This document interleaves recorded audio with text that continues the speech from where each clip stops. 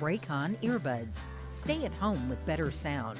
More info at raycon.com/Tom. Omega XL, which according to clinical research helps joints. More info at omegaxl.com/Tom. CB Distillery, CBD for sleeping. More info at cbdistillery.com, code TOM. The Clean Phone Pro, phone sanitizer and charger. More info at thenewdealshop.com. Keeps hair loss treatment. More info at keeps.com/Tom. And Plexiderm Wrinkle Reducer. Real science, real results. More info at plexiderm.com, code TOM.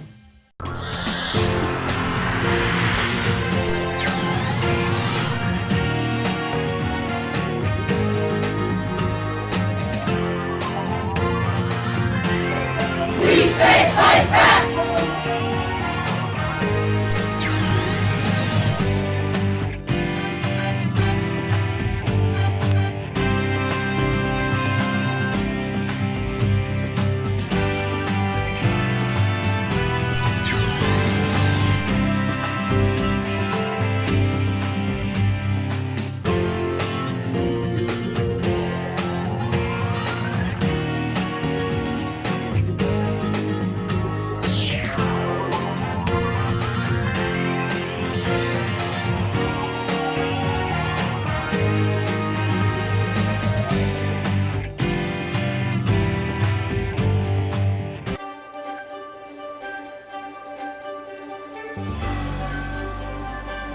Our book today in the Thom Hartmann Book Club is Unsettling Truths, the ongoing dehumanizing legacy of the doctrine of discovery by Mark Charles and Soon Chan Ra.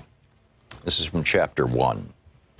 You cannot discover lands that are already inhabited. I, Mark, said this almost under my breath as I walked past a line of men dressed as Spanish sailors from the 1490s. I was in front of Union Station in Washington, D.C., near the massive statue of Christopher Columbus overlooking the United States Capitol. Every Columbus Day, there's an official ceremony in this plaza honoring Columbus as the discoverer of America. I had stumbled upon this ceremony by accident the year prior. There were a few non-natives holding signs and protesting the ceremony, but nothing very disruptive. I went back the following year primarily out of curiosity. I wasn't intending to protest, nor did I want to make a scene. As I walked up behind the statue and approached the group of men dressed as Spanish sailors, the words just came out of my mouth. You cannot discover lands already inhabited. As I walked further down the line, I said it again, this time a little louder. You cannot discover lands already inhabited. As I continued walking, I came to the front of the line where a group of men dressed in suits were standing. I repeated myself, making sure they could hear me. You cannot discover lands already inhabited. Suck it up, was the reply I heard as I kept walking. By this time, I'd walked around the statue and reached the front where a small stage had been erected and chairs set up, people to watch the ceremony. It hadn't started yet, but more than half the audience was seated, waiting for it to begin. So I stopped near the center, turned toward the crowd, and in a calm but loud voice, I said to the people, you cannot discover lands already inhabited. That process is known as stealing, conquering, or colonizing. The fact that America calls what Columbus did discovery reveals the implicit racial bias of the country, that Native Americans are not fully human. Quickly, one of the white men dressed in a suit walked over and interrupted me. You are not welcome here, he said as he grabbed my arm and began walking me away. I attempted to explain the inappropriateness of both celebrating this holiday as well as hosting this ceremony, but instead of engaging in conversation, he threatened me with arrest and escorted me from the area. As I walked away from the gathering, I was amused at his words and the irony of their context. A white man participating in a public ceremony honoring Christopher Columbus as the discoverer of America, telling a native man he was not welcome in that space. How did a flawed assumption about the place of the indigenous population in U.S. society become normative? How are assumptions so deeply ingrained in the American psyche and imagination that dysfunctional and oppressive actions emerge? How did a dysfunctional idea and worldview form that allows for the displacement of native bodies? One of the explanations for the formation of this dysfunctional worldview is the doctrine of discovery. The doctrine of discovery is a set of legal principles that govern the European colonizing powers, particularly during the administration of indigenous land, regarding the administration. It is the primary legal precedent that still controls native affairs and rights, and international law formulated in the 15th and 16th centuries. From a theological perspective, the legal and political role of the doctrine of discovery is rooted in a dysfunctional theological imagination that shaped the European colonial settler worldview. The doctrine emerged from a series of 15th century papal bulls, which are official decrees by the Pope that carry the full weight of his ecclesiastical office. On June 18, 1452, Pope Nicholas V issued the papal bull Dum Diversus, which initiated the first set of documents that would compose the doctrine of discovery. The official decree of the Pope granted permission to King Alfonso V of Portugal, quote, to invade, search out, capture, vanquish, and subdue all Saracens, Muslims, and pagans whatsoever, and other enemies of Christ wheresoever placed, and the kingdoms, dukedoms, principalities, dominions, possessions, and all movable and immovable goods whatsoever, held and possessed by them, and to reduce their persons to perpetual slavery, and to apply and appropriate to himself and his successors the kingdoms, dukedoms, counties, principalities, dominions, possessions, and goods, and to convert them to his or their use and profit. End of quote from Pope Nicholas's papal bull of 1452. Dum Diversus would identify the Saracens, a common term for Muslims at the time, and pagans, essentially identifying any non-Christians as others, as those who could be targeted for, quote, perpetual slavery. The papal bull intentionally used language that identified those outside the European Christian world and enforced the Western theological imagination of non-Europeans as other. The Portuguese took these ecclesiastical statements to heart and perpetrated the slave trade from the African continent to the European and the American continents. As a Christian ruler, the King of Portugal would have power endowed from the church to take possession of the other as slave labor from the continent of Africa. The pagan African body was just another commodity to be taken for the pleasure and profit of the European Christian body, the one made most fully in the image of God. In the January of 1454, Pope Nicholas authored another bull. The book is Unsettling Truths by Charles and Ra.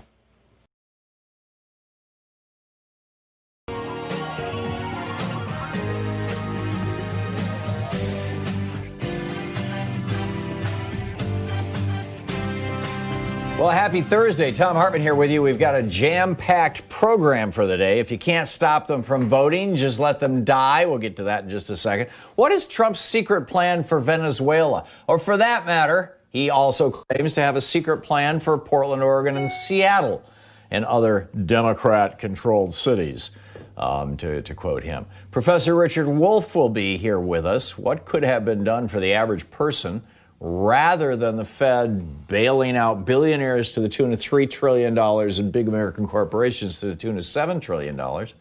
The president of the National Education Association, Lily Eskelsen Garcia, will be here on how America is going to protect our children and as Trump and DeVos force them back to school. Professor Jason Stanley will be here on the face of evil fascism. And Greg Palast is going to drop by talking about his new book, How Trump Stole 2020. So we've got a lot going. Plus, we'll be taking your calls, through the entire program today at 202-808-9925. Boy, what a day. So first, Georgia's Governor Brian Kemp, as Secretary of State, did everything he could to keep black people from voting and Hispanic people. I mean, he just went nuts. Actually, it was about a 2-year period. He was the Secretary of State. He was in charge of the whole voting system for the state, and he was running for governor. And so as Secretary of State, he purged hundreds of thousands of people from the Georgia voting rolls, many of them, large proportions of them, disproportionately black and Hispanic people. He refused to certify the Stacey Abrams group had gotten over 50,000 African Americans registered to vote. He refused to put them on the voting rolls in the weeks before the election. He won by, I believe, as I recall, 51 or 52,000 votes, by the way. This was an election that he stole from Stacey Abrams. And now it appears that if he can't, because more and more people are registering to vote in Georgia, particularly minorities, and now he's said basically, it just appears that he's decided that if he can't prevent black and Hispanic people from voting, he's going to help them die. Kemp, like the entire nation, learned back on April 7th in the New York Times, the Washington Post, the CNN, MSNBC, Fox, name it, that disproportionately black and Hispanic people were being infected with and dying from COVID-19. There's a whole variety of reasons for that, but, that's when April 7th was the day that America discovered. Yesterday I said April 6th. I was wrong. It was April 7th. That was the day. And on April 9th and 10th and 11th, purely by coincidence, all of a sudden, all the right-wing talk show hosts, instead of talking about, even on Fox News, Tucker Carlson had been saying, hey, you got to be careful. And all of a sudden, everybody's like, hey, it's time to open the country back up, right? Trump is tweeting, liberate Michigan. And guys, armed white guys with guns and Nazi and Confederate memorabilia and flags and stuff are showing up at state capitals and saying, get those disproportionately minority frontline workers back to work. I want the guys working in the kitchen of that restaurant again. I want the guys washing the dishes again. I want the waiter or waitress, the server to be serving me again. Right? Their whole privileged white guy thing. And it was as if racists across the country, and Stephen Miller and Donald Trump in the White House figured out that if they actually wanted to reduce America's black and Hispanic population, this was their chance.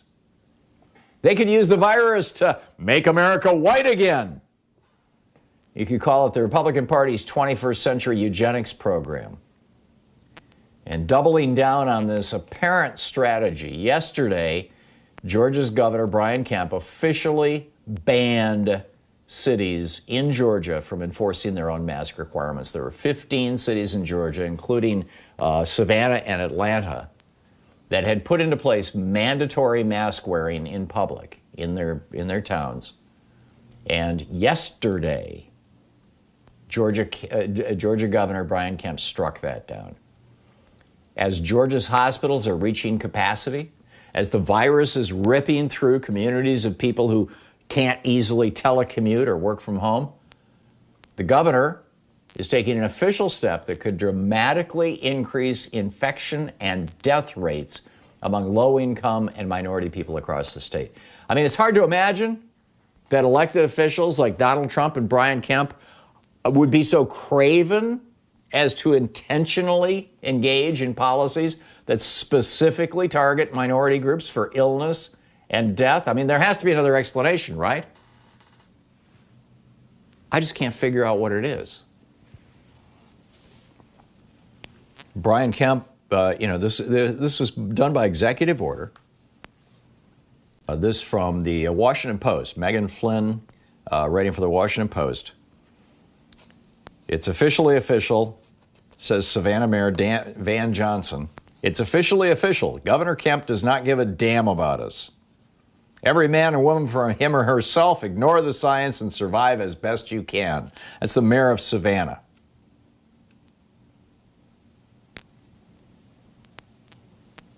Alabama Governor Kay Ivey, this is the next state over, Alabama. She just mandated masks statewide.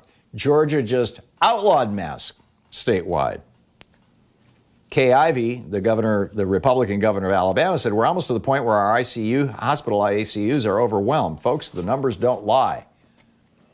Now, Doug Ducey in Arizona and Greg Abbott in Texas had also issued executive orders forbidding cities in Texas and Arizona from having masks or mandatory masks. But they both walked that back in the last week or so. So what the hell's going on with Georgia? Well, Stacey Abrams, the person that he stole the election from, said more than 3,000 Georgians have perished, disproportionately black and brown Georgians. Doesn't that kind of explain to you why Brian Kemp is all gung-ho on this? I mean, is it possible? Is it even imaginable that there actually is a Republican eugenics program going on? Russell Edwards is the mayor pro tem of Kemp's hometown, Athens, Georgia. He last night called on the governor to resign over this. He said his order today sabotages protections. Words fail to describe this monstrous behavior. And then you look around the world at what's going on. What are other governments doing? I mean, is anybody else like trying to kill their citizens or help their citizens die? Well, for example, Vietnam.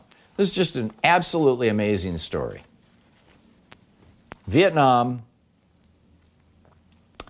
has had no deaths from coronavirus. Vietnam's first cases were reported on January 23rd, 3 days after our first case was reported. It was a son and his father who had come from China. As of today, they've had 369 confirmed cases, no deaths. They have 97 million people. It's a country just a little smaller than 1/3 the size of the United States. Hell of a lot larger, three times the size of California, population-wise. They also have had no community transmission for 3 months. Now, how did that happen? Well, back in 2003, when the SARS outbreak happened, Vietnam just created an entire massive public health structure. Officials deployed a multi-sector response incorporating the military, public security services, grassroots organizations, and completely transparent communication, effective community mobilization. They did this with MERS, they did this with the avian influenza, they did it with measles, they did it with dengue. It's cheaper to stop diseases in poor third world countries like Vietnam. It's cheaper to stop the diseases than to treat them, and that's what they're doing. I'll give you more details on this in a minute. It's absolutely mind-boggling. And then it just continues. Stick around. We'll be right back. This is the Thom Hartmann Program. Is the Republican Party intentionally running a 21st century eugenics program?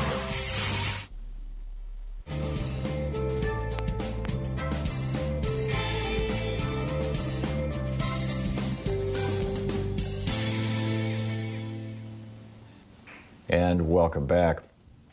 Rick in Bellingham, Washington. Hey, Rick, what's up? Oh, Tom, I have a grave concern. I read the article about the 20 million people renters that may be homeless starting in the fall, and I thought it come to me that could have an impact on the election. Think people that are homeless, recently homeless, they're overwhelmed. They won't vote. Secondly, the Republicans will do everything they can do, change of address, put any number of barriers in the way from brown and poor skin and poor people voting. Then Trump's reelected. The Republicans maintain the control of the Senate.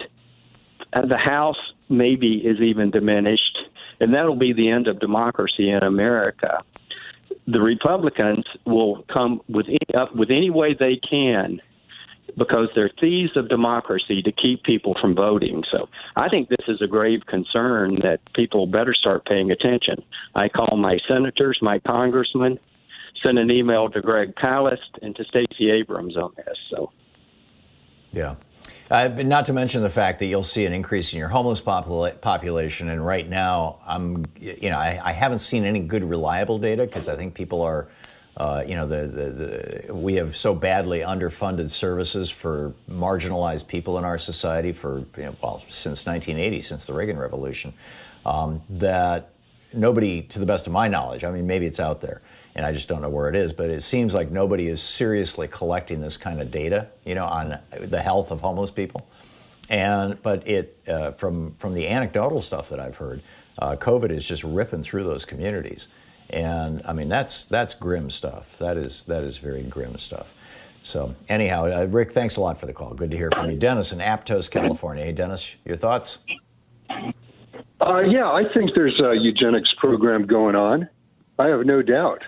We know this has been historically, the Germans did a eugenics program in the first 2 years of the war until the German people found out what was going on and they were about to revolt. We need something like that now. I mean, next week or so, Pelosi is going to be dealing with McConnell to extend unemployment.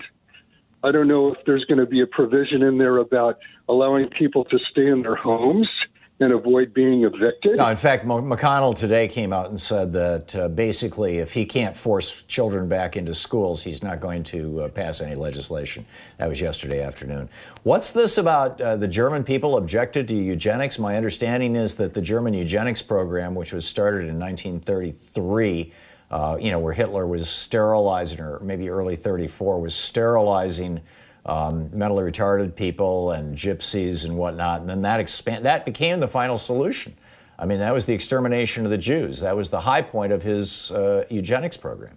What are you talking about? Yeah, it's the one they had in 39 and 40 where even the war veterans that couldn't return to the battlefield, they were being brought to these hospitals so that they could be, injected with something to die. And they were, taking kids from families. And it was the church found out about it because there were whistleblowers. And I'm not familiar with that history. But Dennis, thank you. Thank you I'm sorry, we're out of time, but thank you. I'll have to go back. It's been a lot of years. It's been decades since I read Shearer. We'll be right back. Stick around.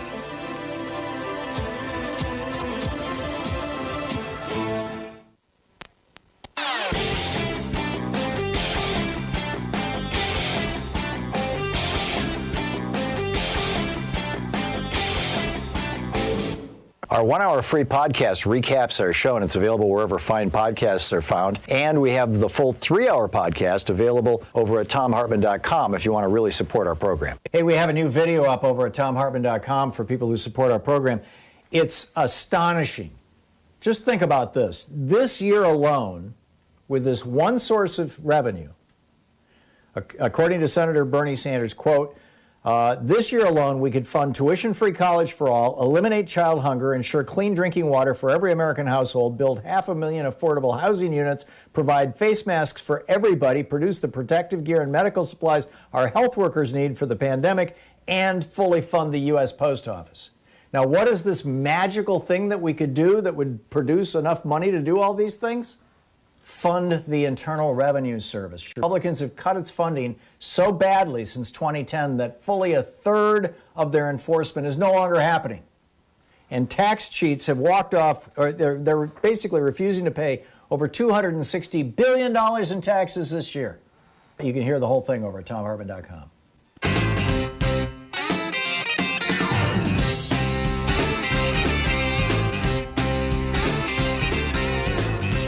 So just to finish up this thing about Vietnam here, this is from OutbreakObservatory.org, by the way, the really in-depth, deep dive into what Vietnam is doing. Screenings for COVID-19 amongst passengers at airports began on January 11th of this year. Now, keep in mind, we didn't have our first diagnosed case until January 20th. Neither did South Korea. They started screening at their airports on January 11th in Vietnam. That was the day after China announced their first death. And then also on January 11th, Vietnam imposed a mandatory quarantine, a mandatory 14-day quarantine, which they enforced on every single person coming into the country. The health ministry convened a response strategy meeting with the World Health Organization and other partners on January 15th. And on January 15th, Vietnam closed their schools nationwide. They put in place, they called it a national response plan. They put together a national steering committee on epidemic prevention. All of this was done before the end of the month of January. In February and March, they restricted flights even more vigorously and quarantined all international arrivals. In late March, the country suspended entry for all foreign international arrivals. So by the end of March, Vietnam was not letting anybody into the country who wasn't already there. They put into place local lockdowns. Communities had 20 days lockdowns, not 14. But it worked. They've killed the virus. They haven't had a new case in a week or two. Schools have been open since May, early May. The schools in Vietnam have been open for 2 months now.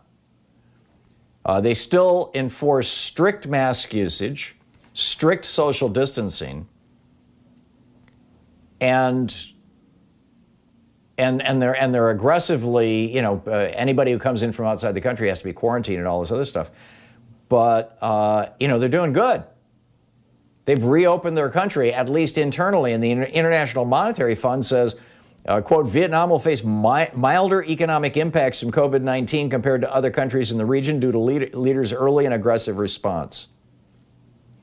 The way that they did it, nationwide contact tracing was an extensive initiative supported by 16 provincial centers for disease control, 700 district-level centers for disease control, that would be like counties in the United States, and over 11,000 community health centers.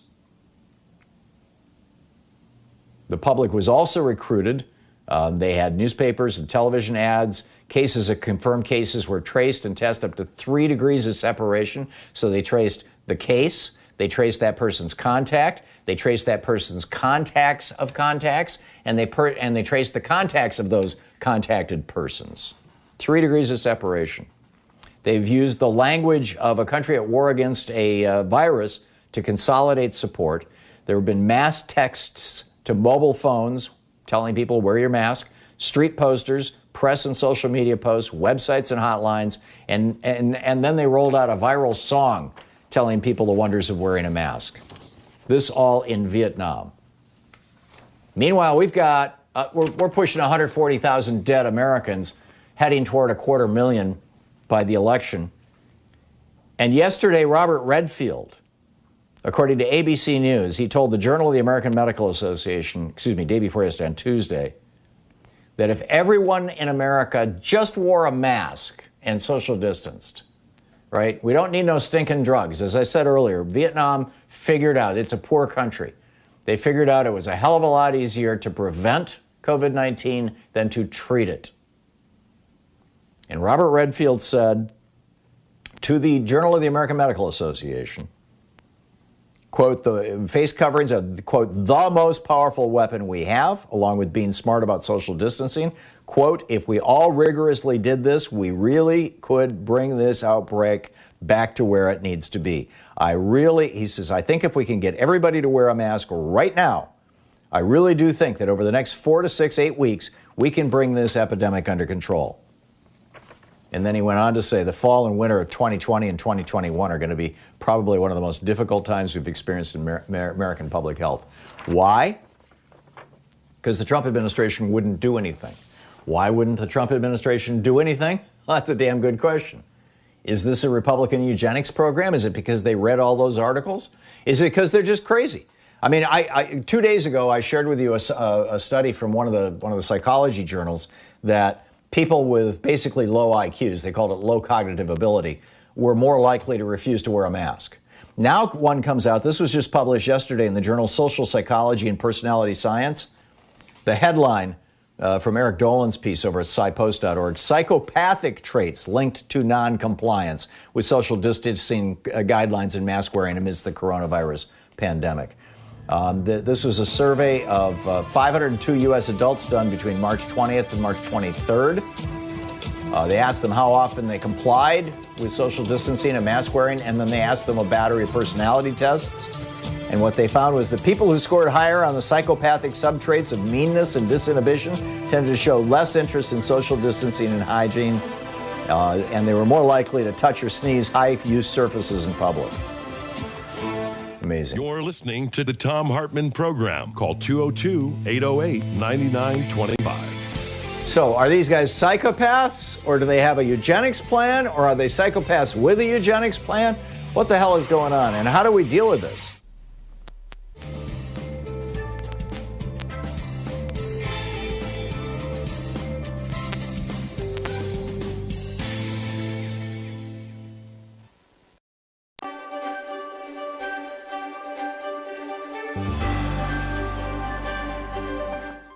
Thom Hartmann University Book Club. Today we're reading from America's Battle for Media Democracy, The Triumph of Corporate Libertarianism and the Future of Media Reform by Victor Pickard.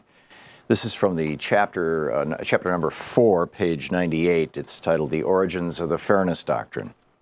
Barely a year had passed since the Blue Book controversy when similar conflicts over public interest regulation re-emerged. This round of contentious debates centered on whether to repeal the Mayflower Doctrine, which prohibited broadcasters from editorializing politically. Broadcasters' growing political power emboldened them to challenge the Larry Fly-era FCC decision, which would spark the last major radio reform battle of the 1940s. Fearing a further commercialized, conservative-biased, corporate-dominated medium should broadcasters gain the right to editorialize, many progressives saw at stake, as one news article put it, the future of radio as an instrument of service to the people. Reformers marshaled considerable support from the still intact coalition from the Blue Book debates to rally for the Mayflower decision's preservation. Similar to those debates, broadcasters attacked the reformers' position with First Amendment rights arguments that aimed to delegitimize the FCC's regulatory power over broadcast programming. This episode involved a number of ironies. Most notably, the controversial rule that later became known as the Fairness Doctrine, which to this day is often invoked by progressives as the high watermark of enlightened media policy, actually came about as a kind of consolation prize for post-war liberals who had advocated stricter regulation. The following chapter recovers this forgotten history. In doing so, it lays bare a number of early tensions and contradictions that closed out a decade of contentious policy debates around normative understandings of media's democratic role.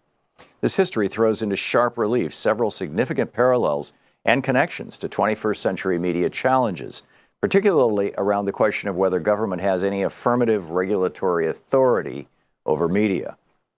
Toward the end of the 1940s, progressive forces were in disarray. The remains of the Popular Front, including many New Deal liberals, were largely disintegrated, especially after the Progressive Party's disastrous loss in the 1948 election.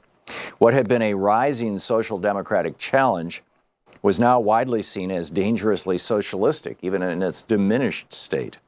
With a communist witch hunt in full swing, the broadcast industry exploited Cold War politics to discredit reformers by claiming that the reformers' real agenda was to destroy free radio.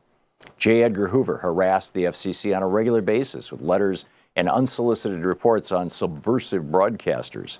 And the FCC's actions were aggressively scrutinized as Congress and the FBI put the commission on notice for a number of unofficial investigations.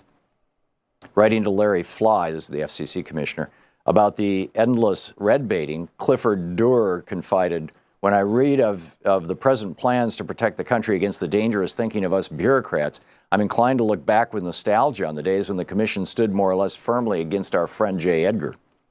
By the late 1940s, the FCC's more progressive wing, aside from Durr, had become more passive on issues related to regulatory oversight of broadcasting programming.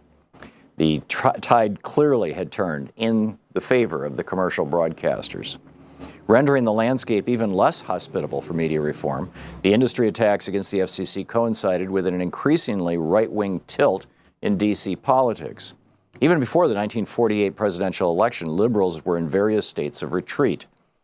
FDR had died, the New Deal agenda lay in tatters, and Republicans were coming off a congressional sweep in the 1946 midterm elections. The Democrats would regain some ground electorally by taking back Congress in '48, but the ideological shift was more permanent. During his campaign, President Truman characterized 1948 as the decisive year of the challenge, with a primary choice between, quote, between a parcel labeled progressive liberalism and a parcel labeled reactionary conservatism, end quote. However, Truman's liberalism often proved to be largely rhetorical. After he eked out a victory in a four-way race, his administration quickly shied away from the previous administration's aggressive liberalism, ever mindful of Southern conservative Democrats and Republicans nipping at their flanks. Truman's market-friendly orientation led him to espouse commercial broadcasters' policy positions. Invoking his support for the, quote, American system, end quote, of broadcasting, he insisted in an open letter to Broadcasting Magazine's Sol Taishoff that, quote, America, as the birthplace of radio, should have a free, competitive system, unfettered by artificial barriers and regulated only as to the laws of nature and the limitation of facilities, end quote. Deferring to the laws of the market, Truman ordered, is, quote, preferred over rigid government regulation of a medium that by its very nature must be maintained as free as the press, end quote. The same issue of broadcasting contained an editorial amplifying Truman's message to the FCC that regulation was to be off the table. A similar statement followed 10 months later with broadcasting triumphantly announcing that Truman, quote, emphatically reaffirmed his belief in completely free radio, end quote, which according to the editors translated into, quote, a declaration on behalf of a broadcasting system unshackled by un-American regulations, end quote. It's amazing. America's battle for media democracy, the triumph of corporate libertarianism, and the future of media reform.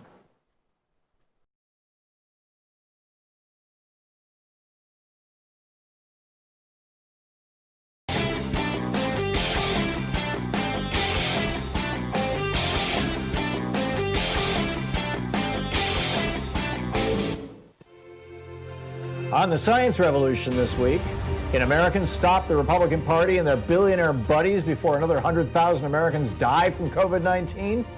Dr. Michael Mann is here, and I'm asking him about the new climate models that are projecting even more extreme warming. Are they correct? Remington Gregg, the Council for Public Citizen, joins me on how the coronavirus continues to spread, yet there are no enforceable health standards coming out of this administration. Also, Chloe Waterman with Friends of the Earth drops by on how we stop meatpacking plants from killing us. Find The Science Revolution wherever fine podcasts are available. Welcome back. Thom Hartmann here with you. Pick up your calls in just a second. Just wanted to share a couple quick stories with you.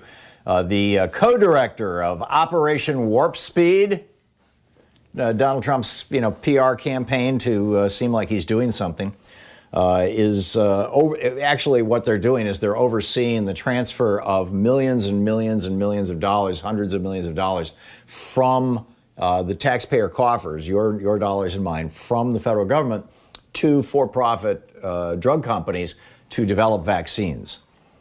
And the co-director of this is a person by the name of Moncef Slaoui. I think I'm pronouncing that right. It's Moncef Slaoui, Moncef Slaoui. And Moncef is a venture capital executive. Moncef is also the, let's see here. He is a partner in Medici, a venture capital firm that has invested in more than 50 biotech companies. He's chairman of the board of one of the companies that has received an investment from Medici, Vaxcyte, which develops vaccines. He's also the chairman of Galvani, a bioelectronics company owned by GSK and GlaxoSmithKline, and Verily Life Sciences. And he continues to hold $10 million worth of stock in GlaxoSmithKline, which has teamed up with Sanofi to develop a coronavirus vaccine.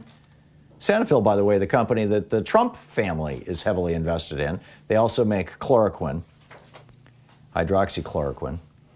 So here's the headline from the Times Union. The co-director of President Donald Trump's Operation Warp Speed can maintain extensive investments in the drug industry and avoid ethics disclosures while he continues to make decisions about government contracts, according to the Health and Human Services Inspector General. Why is that? Because he chose to only take $1 a year for his services. Because he's making, the guy's a multi-millionaire, and he's making millions and millions of dollars on the contracts that he's steering to his own companies. I mean, this is the Trump administration. Seema Verma, the head of HHS, the administrator of the Health and Human Services, the person who oversees Medicare and Medicaid. This is from a piece in Daily Kos today by Joan McCarter. She has, quote, used her position to steer millions of dollars in federal contracts to friends. She hired a Washington, D.C.-based communications person, Pam Steeman, to set up her media appearances with your tax dollars. Stevens created a publicity plan to put Verma in magazines like Glamour, get her invited to glitzy public events like the Kennedy Center Honors, and get her put on the Power Women lists. Right. It's just ordinary graft. Rachel in Savannah, Georgia. Hey, Rachel, what's on your mind today? Hey, I was just wondering if you thought it was possible that Trump and Kemp had some contact, because I don't know if you saw Keisha Lance Bottoms last night saying that Trump had broken the law when he arrived in Atlanta and did not have he didn't have a mask on. Yeah, that was yesterday. And there's some speculation that that's why Kemp issued his executive order, was because, the local officials, specifically in Atlanta, were saying, well, he just broke the law. And so Kemp just said, okay, I'll just do away with the law. I don't know if that was you think that was the motive, Rachel? Well, it was just kind of peculiar timing, because we have had a mask ordinance in Savannah for over a week now, and Atlanta is a little less than that, a little less than a week. So the timing is just odd that it, comes right after she says that he broke the law, So maybe it's just trying to own the libs here, just trying to stick it to a Democratic mayor who, by the way, herself has now tested positive for coronavirus. This is going to be a tough thing for her and her family. But maybe he's just trying to stick it to her. So you think that that's an alternate explanation to my theory that this is what we're actually looking at as a program to reduce the population of Black and Hispanic people in America? Well, that could be an underlying reason for sure. I mean, he's awful, and we've got, several more years of this guy. So I don't know, Oh, we got several more months. We're very happy with Van Johnson. Yeah. Yeah. Oh, you mean your mayor in, yeah. The mayor, yeah. I was really relieved when he put that ordinance in place, because I'm scared to go anywhere. There's a lot of people that, have the mentality that nobody's going to tell them what to do, and they're not going to wear a mask if they don't want to wear a mask. And so I was really relieved when he did that. It's very discouraging to have had Brian Kemp put that out last night. So. Yeah. Remarkable stuff. Rachel, thank you. Thank you for the call, and thanks for the information there about Keisha Lance Bottoms. Nancy in New York City. Hey, Nancy, what's up? I published in the 1980s, I don't have a copy of the book handy, Stefan Kuhl, a young German historian who was a graduate student at Johns Hopkins. I published this book as the acquiring editor, I think in the 1980s. He documents Hitler got in Mein Kampf, got his inspiration from American eugenicists. You're right. Yeah. It isn't the other way around. It goes back and forth. I wish they would promote the paperback. At least they didn't let it go out. No, the American eugenics movement was a big deal. I mean, it rose to prominence. Exactly, but you reported it the other way. You said that it started with Hitler. It didn't. There was nothing new about this kind of attitude. Yeah, no, this started in the United States, actually with the United States and Great Britain. Right. The most outspoken eugenics committee was actually the British one. But these two countries, the United States and Britain, through the late 19-teens, through World War I, and early into the 1920s, actually rolled out aggressive eugenics programs. When I lived in Vermont, I've told the story before, but our audience kind of, people listen at different times, so tell it again very briefly. The Abenaki tribe in Vermont had been back in the 19-teens and in the 1920s as a result of Vermont's eugenics program. They were all involuntarily sterilized. All these women, they were referred to them as, quote, rough pelvic exams. Did people with mental disorders in this country. Oh, yeah. I mean, obviously it started, they were going after that as well. But the Abenaki people were officially wiped out according to the government. What happened actually was a lot of them went into hiding. They'd figured out what was going on. And so in the early 2000s, I was living in the state when this happened. In the early 2000s, they petitioned the state Supreme Court for recognition as a tribe, and the state Supreme Court ruled, as the Abenaki were sitting in the courtroom, ruled that they didn't exist because the official record showed that they had been wiped out. I mean, and yes, they went after mentally ill people. You could argue that the Tuskegee experiment evolved out of that mindset. So it's not so bizarre in this country to suggest this. Nancy, thank you for the call. Randy in Clarksville, Texas. Hey, Randy, what's up? Hey, Tom, great show. Thank you. I had a question about Congress that I just cannot understand, and I'd like to get your take on it. If the Republicans can vote to repeal Obamacare 30 times or better when they don't have the votes, why can't the Democrats vote a second time on impeachment when all they have is less than a handful of votes that they need to peel away?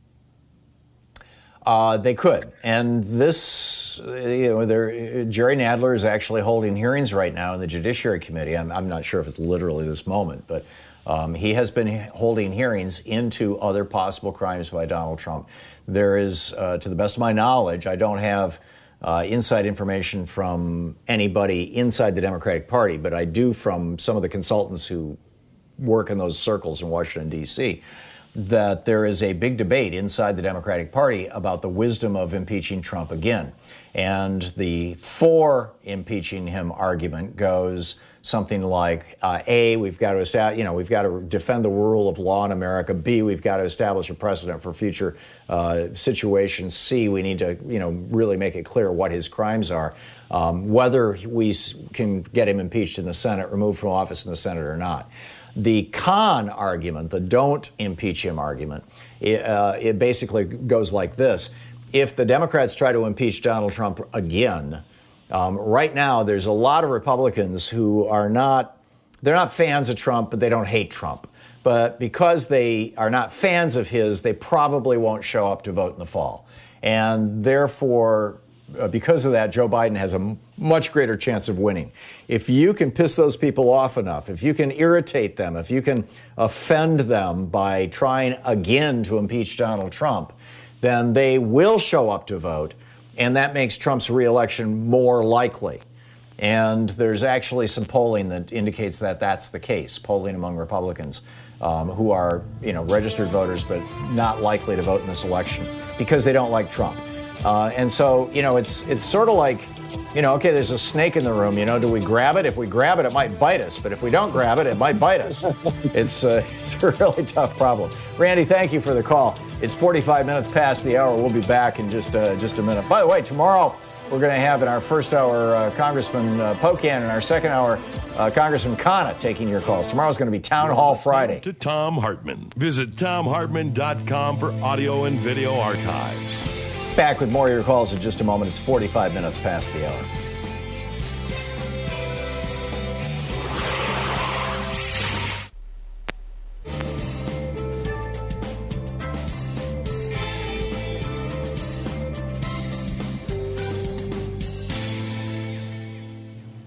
And welcome back. Patrick in Lakewood, California. Hey, Patrick, what's on your mind today? Hi, Fred Flintstone. I grew up watching you. Yeah, right. I'm also signed up with another one of the right-wing groups is Barney Rubble. It's so funny when I get these emails to Fred and Barney. It's just, anyway, what's up? I'm curious, what is to keep these counties and cities in, I believe it was Georgia or Alabama, from banding together and saying, we don't care what the governor says. We're going to we have these laws on the books. We are going to enforce them. Let the governor take them to court, and in court, let the governor explain what his reasoning is, and as opposed to the health extents of these cities and counties. What is to keep them? I realize there's a supremacy clause. I was just going to say it's going to be the Georgia state equivalent of the federal supremacy clause. That's correct, but this would be a case to bring into court as to what is the best for the state's citizens. Okay, so there's two steps here, Patrick, that we need to game theory-ize.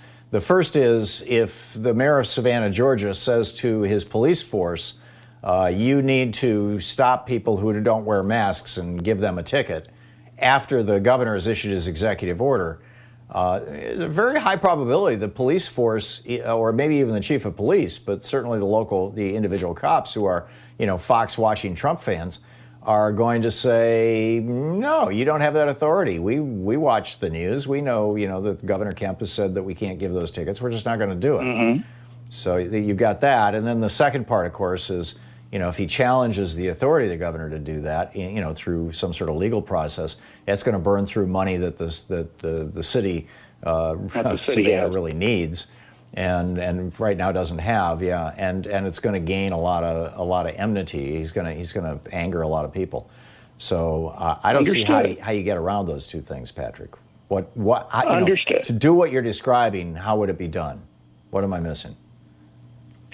I'm just to get it into the courts and seeing what the case that the governor can present. But there's 240 years of case law of precedent on this. When states issue lawful orders to override cities and towns, those are lawful orders. I mean, one of the areas where this has been really aggressively litigated are the ag-gag laws.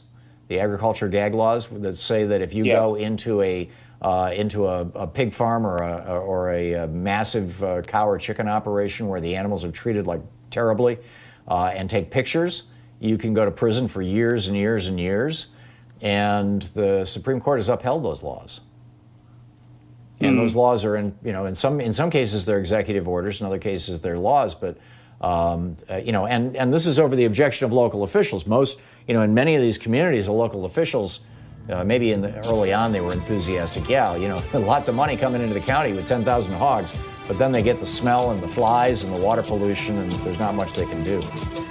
Patrick, thanks for the call. It's an interesting mental exercise, right? It keeps us agile. We'll be back. Stick around.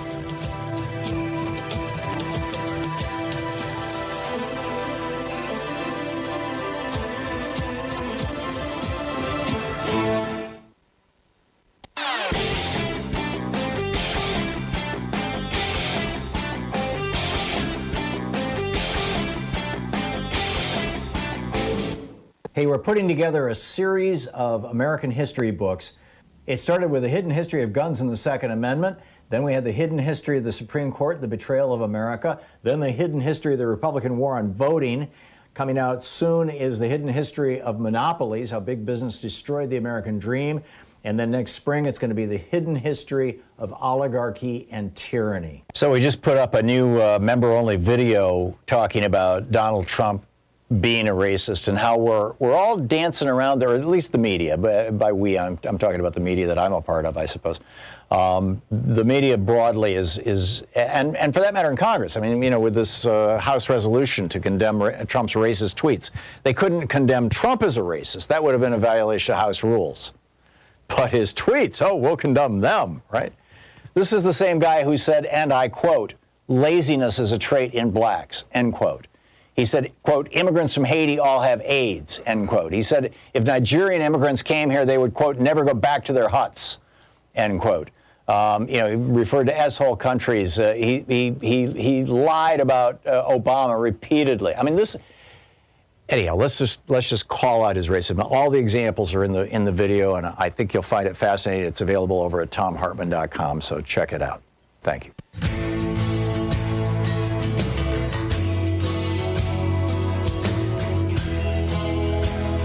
Welcome back. Anthony in Detroit. Hey, Anthony, what's up?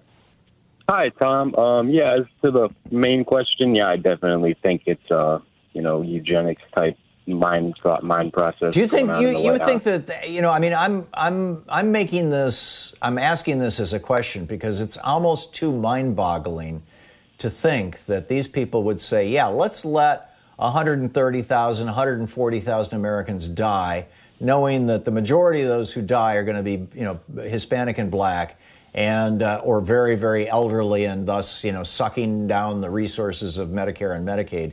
Let's just let them die. That'll be a good thing. Seriously? And they're not at work. They're not working for their corporate overlords. So it's that. Right. So they're takers, not makers. Right. So there's that. But I really called about the federal agents. I'm really disturbed by the videos I've seen in Portland. That's near you, right? That's crazy. It looks so extra legal. That's crazy. Yeah, this should concern us all, and I'm going to be talking about that or getting into that a little later on in the program. But Trump deploying federal agents to shoot people in the face and then bragging about it is definitely not a good thing. Thanks for the call, Lamont in Marietta, Georgia. I used to live in Marietta. Hey, Lamont, what's up? Yeah, well, actually, I live in College Park, Georgia. So, okay. But it's close. Get on the BART system when you get there, Mr. Hartmann. Yeah. So what's up? Hey, Tom. Good afternoon. How are you? My mother used to say. I used to say to my mother, "What's up?" She used to say, "The sky and the ceiling." So how you feeling, mate? So. There you go. Hey, Mr. Hartmann. Listen, I was interested in hearing you talk about the Republican Party trying to expunge voters off the rolls, Black and Hispanic voters. What would you think? Do you think they would try something as reckless as, let's say, trying to start a race war if that failed, to get with some of their groups out here who are Ku Klux Klan, skinheads, some of their survivalist groups, and to turn their heads and encourage them to do something like that? What is your opinion about something as reckless and as radical as that? There are several right-wing groups, white supremacist right-wing groups, that are openly calling for a race war in the United States, basically a civil war based along racial lines, and some of them even ideological lines. Kill the liberals as well. And Trump has consistently been very supportive of these people, which is very troubling. So he hasn't yet endorsed specifically those policies, but he endorses those people. Cassandra and Camas. Hey, Cassandra, what's up? Hi, good morning. Okay, piggybacking, answering your question, I think it's a stew, and the stew has many parts to it. The question of why Trump and the regime, the Republicans keep doing what they're doing. They're making, the 1% of them that basically funds them, are making billions of dollars off of COVID. The eugenics aspect, yes, they're an absolutely racist regime, let's be honest. And well, they're willing to let kids die in cages. I mean, yeah. Well, and the thing is, America's complacency all along this path, as we've for years now seen the treatment of people from south of the border by ICE, not just through Trump. Obviously, he's the ultimate, this is the end days, all that. But this has been a buildup. We've been at war one way or another in this country, literally war with other countries for decades. And we don't see the body counts. We don't see, everything has been whitewashed over. So no one sees anything. So we become very complacent to it. And my point is this is the end game. And whether we like it or not, there's going to be a word that's going to be used at some point, and it is revolution. Okay, I'm going to take that off the line. Thanks. Okay. Bye. Thanks a lot, Cassandra. Yeah, good to hear from you. Patrick in Lansing, Michigan. Patrick, you got about 45 seconds. What's up? Okay, Tom, I just wanted to mention to you, in Michigan, we're working very hard to get our governor's order implemented at the local level in East Lansing and the counties, because we don't have good enforcement of the mask wearing mandate, and we don't have penalties. We just had a knife-wielding person attack a 77-year-old in the Lansing area who asked to have a mask put on. And we're trying to adopt the kind of ordinances that they have all over the East Coast. Washington, D.C. has done a marvelous job. But I did want to answer your point about Texas and Georgia and Alabama, because the analysis is slightly wrong that you gave to the other Patrick. And I'm a member of the International Municipal Lawyers Association. We just discussed this. Governor Abbott did exactly what you suggested, which is try to preempt local enforcement. The Harris County judges sued and won. It's not like a statute. The gag laws are not an analogy. And gaming it out, Austin, Texas, building on the court victories of the Harris County judges and the Houston city attorney, has just adopted an ordinance, and it's in disregard of Governor Abbott's illegal attempt to preempt their power. And we need this. We need this all over the state of Michigan, and we need it in Ohio, where Governor Kasich adopted the state mandate and then rescinded it the day after. It's Governor DeWine. But Patrick, I'm sorry we're out of time, but thanks for informing me. I really appreciate it. You're listening to Thom Hartmann.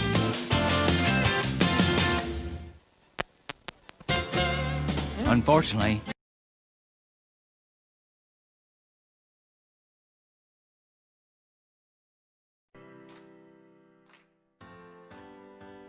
These companies support the Thom Hartmann Program. They are Raycon Earbuds. Stay at home with better sound. More info at raycon.com/Tom.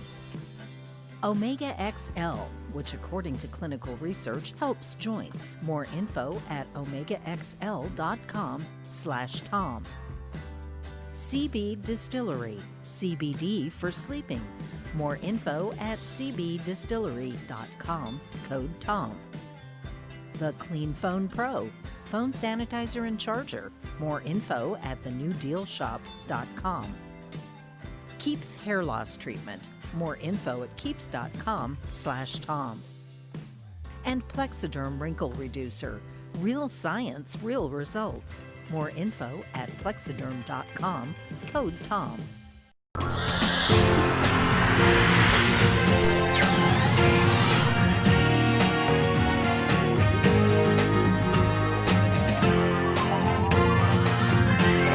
We fight back!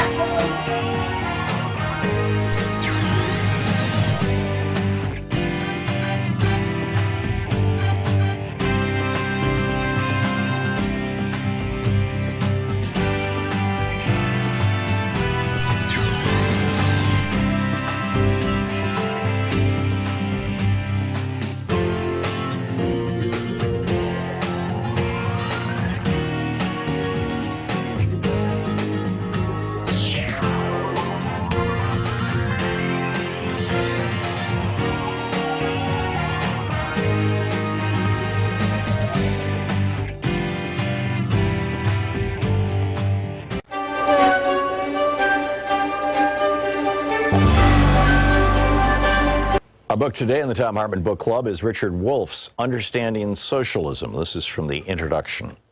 Socialism is a kind of yearning for a better life than what capitalism permits for most people. Socialist yearnings are as old as capitalism itself because they are its products. Where and when capitalism's problems and failings have accumulated criticism and critics, socialist voices have arisen. And so it is again now. Any serious discussion of socialism must begin by acknowledging socialism's rich diversity. Whatever particular aspect of socialism we choose to analyze, they need to be located within socialism's complexity. That avoids presenting one's own interpretation as if it were the entirety of socialism. In this book, I focus on the economic aspects of socialism, how it differs from capitalism in broad outlines. I'm more interested in socialist critiques of capitalism and their implications about socialist alternatives than in the particulars of the few early experiments in erecting socialist systems, USSR, People's Republic of China, and so on, that history so far offers. Finally, my own education and work constrain me to concentrate on Western Europe and North America. Some important aspects of socialism are thus not covered or discussed here. Yearnings for better lives, such as socialism proposes, are not new. In slave societies, the slaves hoped and dreamed of lives less hard and less out of their own control. Their yearning aimed to obtain freedom. They sought social change that would preclude any one person being the property of another. In feudal societies, the serfs, free in the sense that no one owned them, yearned for better lives too. Their subordination to lords included heavy labor and other burdens that they wanted lifted. They hoped and dreamed of a society in which they would not be bound to the land, the lord of that land, and the feudal dues of labor and subservience. The serfs mobilized in the 1789 French Revolution to demand liberty, equality, and brotherhood. In effect, the serfs had expanded on what the slaves had called freedom. In the American Revolution against British King George III, the revolutionaries were neither slaves nor serfs. They were mostly self-employed farmers, craftspeople, and merchants subject to a foreign feudal kingdom. They wanted liberty as individuals to pursue their dreams without hindrance from feudalism or monarchism, whether foreign or domestic. They added democracy to the goals advanced by the slaves and serfs before them. The different systems of slavery, feudalism, and small-scale self-employment produced masses of people yearning for better lives. Eventually, each of those systems provoked revolutions. Many people then sought to break away from and go beyond those systems. The French and American revolutions marked key moments in the social transformations of major pre-capitalist systems, into capitalist ones.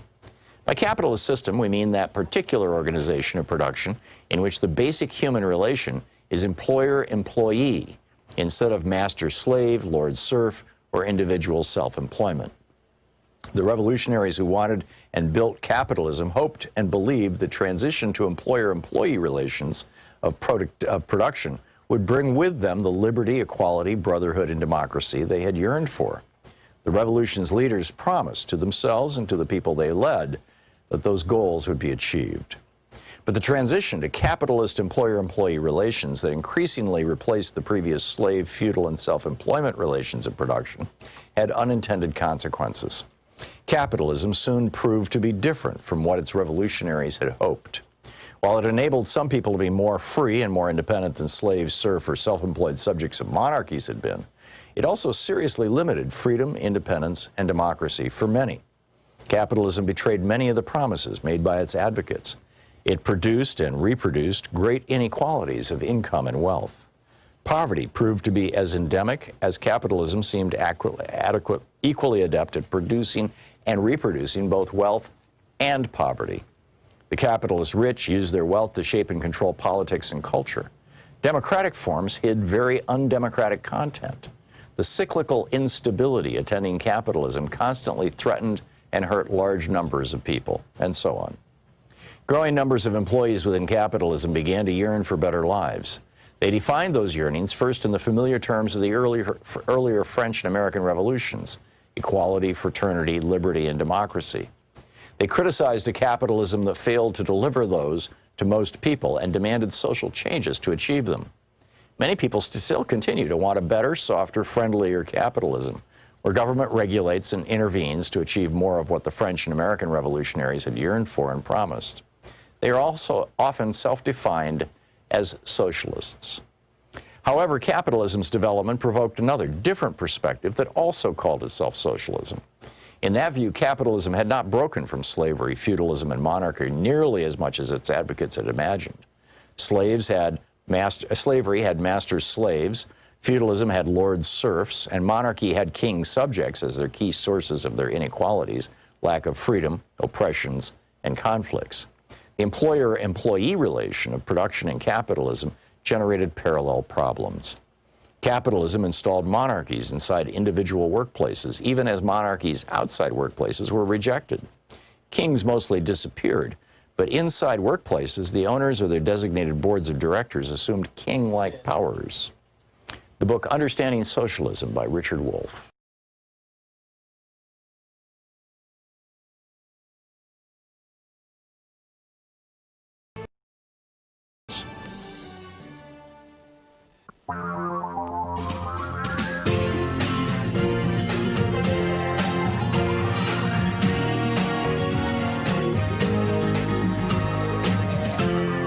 This is the Thom Hartmann Program. And welcome back. Thom Hartmann here with you. On the line with us is Professor Richard Wolff, the economist, co-founder of democracyatwork.info, author of numerous books, his most recent Understanding Socialism, and rdwolff with 2fs.com, also one of his websites. You can tweet him at Prof. Wolff, as in Professor Wolff. And Professor Wolff, welcome back. There is a story over at Yahoo News about how the Fed has raised their balance sheet from $4.2 trillion to $7 trillion. These are assets that they bought, corporate bonds and stocks and things. That's a mind-boggling amount of money, $3 trillion. And then we've got a report that just came out a day or so ago that there's an over $800 billion deficit just last month, in the month of June, which is greater than typically an annual deficit. Japan's debt to GDP ratio has been over 200% for some years. Ours has been around, floating around 100%. But this is going to push it up. And then the Fed doesn't even have anything to do with the national debt. Can you explain kind of the difference between those two, how sustainable this is, if we can learn anything from Japan, and what this means to the average American? Okay, let me try. First, you're right. This is an unprecedented injection of brand new money into the economy. That's what it means. The Federal Reserve is our central bank. That is its responsibility, and it has reacted both to the pandemic but also to the serious recession in the United States that began, according to the National Bureau of Economic Research, in February of this year, actually a bit before the virus really hit us. It's worse than anything we had foreseen, both of these things, and the Federal Reserve's response is to do what it mainly is called upon to do, which is to shape the monetary system of the United States to solve its problems. It now believes clearly that the problem is so severe, so profound, so threatening to everything that the United States economy and society have been and are, that an unprecedented injection of over $3 trillion and more counting, because they're doing this every day now, has to be done, number one. Number two, it is separate from the national debt. The national debt is not something that the Federal Reserve directly is concerned with. The national debt has to do with something done by the United States Treasury, not the Federal Reserve. And the job of the Treasury is to borrow money when the government spends more than it takes in taxes. Since we're in a crisis, pandemic plus recession, the government has to spend like crazy for the same reasons of stimulating the economy that drive the Federal Reserve. But in order for the government to do that, the Treasury, spend a lot, it either would have to tax people, which would make it even more unpopular than it already is, or else borrow. Since the Trump administration gave one of the biggest tax cuts in history barely 2 years ago, December of 2017, we're in a very bad place when it comes to spending a lot of stimulus money, so the Treasury borrows, issues IOUs, borrows money, and spends like the proverbial sailor. So we have the Treasury pumping in stimulus by borrowing money that would otherwise sit there, and the Federal Reserve pumping money into the economy. So, of course, any astute observer should understand that after all the dust clears, the extra money being created out of nothing by the Federal Reserve finds its way, in part, into the hands of the government to fund this extraordinary spending in excess of taxes. The last thing, this combination means that there is no mystery about the peculiar and rather sick performance of our capitalism right now, in which we have over 50 million people having to go on unemployment for shorter or longer periods of time, a desperate decline in the standard of living of the mass of our people on the one hand, and a booming stock market on the other. And the reason is simple. All that extra money that the Federal Reserve pumps in, only part of it funds the deficit spending of the U.S. government. The other part goes directly into the stock market, where it fuels the buying and selling of stocks as they are flipped from one person to another, everybody using the easy money they can get, the new money from the Federal Reserve, to buy shares and sell them to the other guy who's doing exactly the same thing. And that produces what we call a stock market bubble, which is what everybody who is watching this process is holding their breath about, because if and when that happens, everything is going to crash. And the Federal Reserve, we all know, is so terrified that it has committed itself to keep pumping in money as long as necessary. But that's an open-ended invitation to produce what could be the worst bubble in the history of capitalism. Wow. And basically, it's like the old saying, we have a wolf by the ears and don't know how to let him go. Exactly. How to safely let him go. Everyone says, gee, the Federal Reserve will keep pumping in the money to keep this rising stock market going.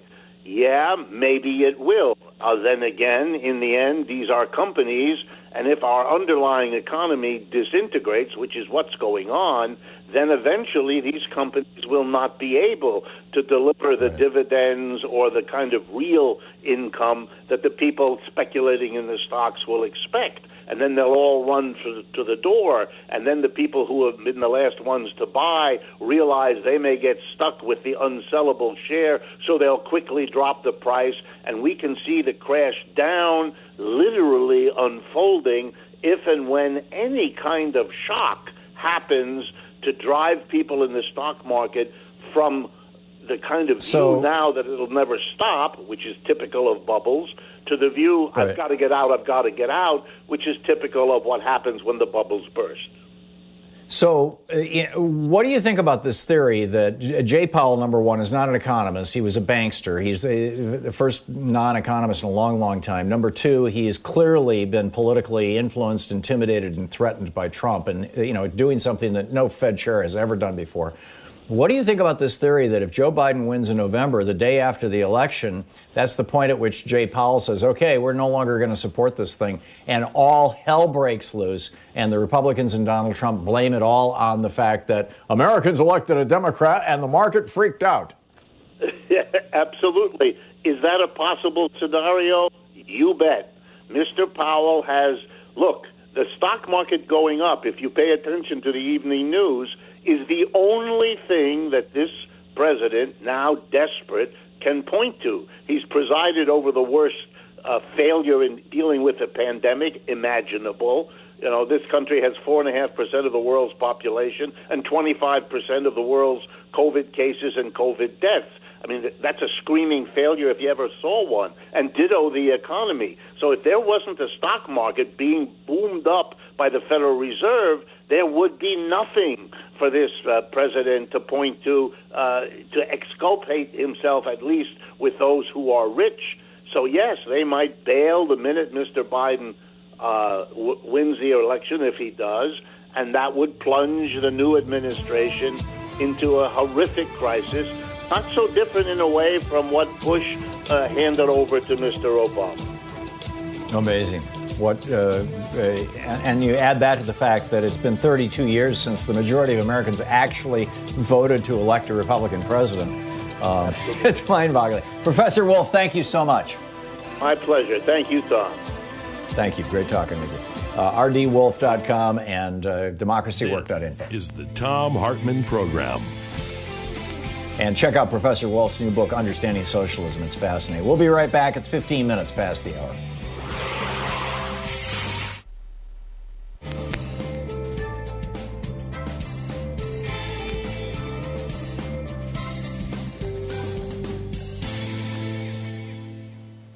And welcome back, Jordan in Albuquerque, New Mexico. Hey, Jordan, what's on your mind today? Hey, thanks for taking my call, Tom. Quick comment and a question, if I could. One, my comment with Benedict Darnell's commercial talking about defunding the police. Why isn't somebody running a commercial that talks about overflowed hospitals?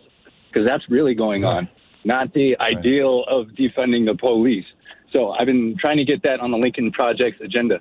But my respectful disagreement for you is I don't believe eugenics is going on. I think enough Americans have associated that a job and health care can't go on any longer, and that we should introduce Medicare for all. And that scares insurance companies immensely. And so they're using this as the biggest grift or health emergency of all time to suck out millions of dollars of Americans. That is my question. How does that... A, how does that work? And B, what does that have to do with whether or not Stephen Miller and Brian Kemp have decided that, allowing a lot of black and Hispanic people to die is just a fine thing by them? Well, the reason why I started to deduce this is that they're starting to give protections to both agencies, employers, or others that you can't sue them or be liable. So that leaves us with it nothing but it being a pre-existing condition.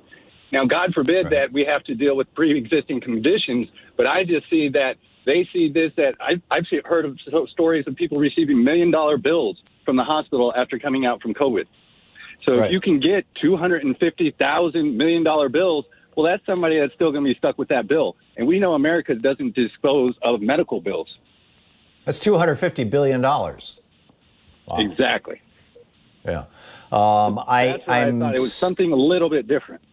So are you suggesting, Jordan, that the hospital by the way, here's the biggest hole in your theory, because your theory would require hospitals to actually be showing a profit on COVID. And what we know right now is that hospitals are being very badly hurt economically because all the stuff that is real profitable to them, the elective surgeries and all those other things that they normally do, they can't do right now because they're overwhelmed with COVID, number one. And number two, particularly since the COVID patients are disproportionately Black and Hispanic, they're having to write off these debts. Eventually, I'm guessing there'll be bailout legislation, but I've got a couple of kids who work in medicine, and it's a wasteland right now. You've got large numbers of doctors and nurses unemployed. Yes, there's more demand in the hospitals, but you've got clinics all over the country that are going out of business. So how do the hospital executives or the insurance executives, what you're suggesting that they're saying to the Republicans, go along with these policies and keep people going sick, but I don't see how they're making money on this. It looks to me like they're losing money on it. I completely respect your perspective. I think you're brilliant. The only thing I can say to counter that is, can you show me anything in our American medical system that is really made to benefit the consumer? Or is somebody catching cancer not the best thing that somebody can get or that an insurance company? No, I'm with you on that. I mean, it's countries that have national health care systems work to stop smoking and get people to exercise and reduce junk food consumption and all the other things that reduce levels of cancer and heart disease and diabetes. We don't do that, and you could argue that we don't do that because, we're making a profit off those things. But I'm just not sure that that's true of COVID. I get your logic though, Jordan. Jordan, I'm sorry, we got to run, and I'm not saying that there's nothing to what you're saying. I have to understand how it would work, and I haven't been able to figure that out yet. We'll be right back. It's 20 minutes past the hour.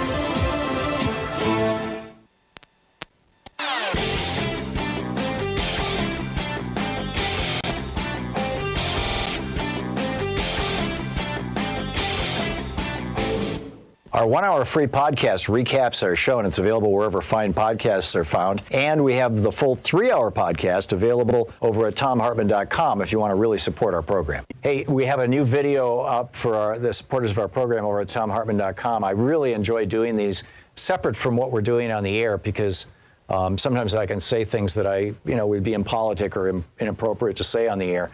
Like the name of the website that I'm talking about in this video, and I lay it out and share it with you on the video. It's ratbleepingthecourts.com, and the bleeping, of course, is a word that you just can't say on the air that starts with F.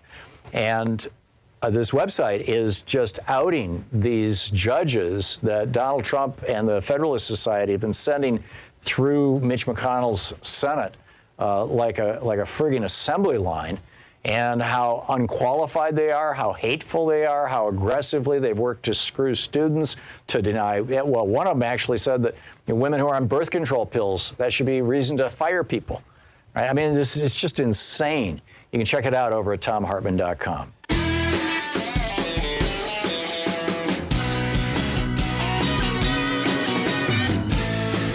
Welcome back. Thom Hartmann here with you. Just a sign of the direction in which things are going, and a little other news here that I wanted to just put on the table and we can discuss. Canada poaches talent from the U.S. This is in today's Axios newsletter, and it's absolutely amazing. Canada has a program. It's called Express Entry. And, like pretty much every other developed country, if you want to move to another country, if you want to move to Canada, and you want to be able to legally work there and legally stay there longer than the limit that they put on tourists. And I don't know if that's 30 days or 90 days or whatever it may be. Every country is somewhat different. But if you want to stay there long term, you have to get the Canadian equivalent of a green card. You have to get a visa. You have to get permission to be in the country.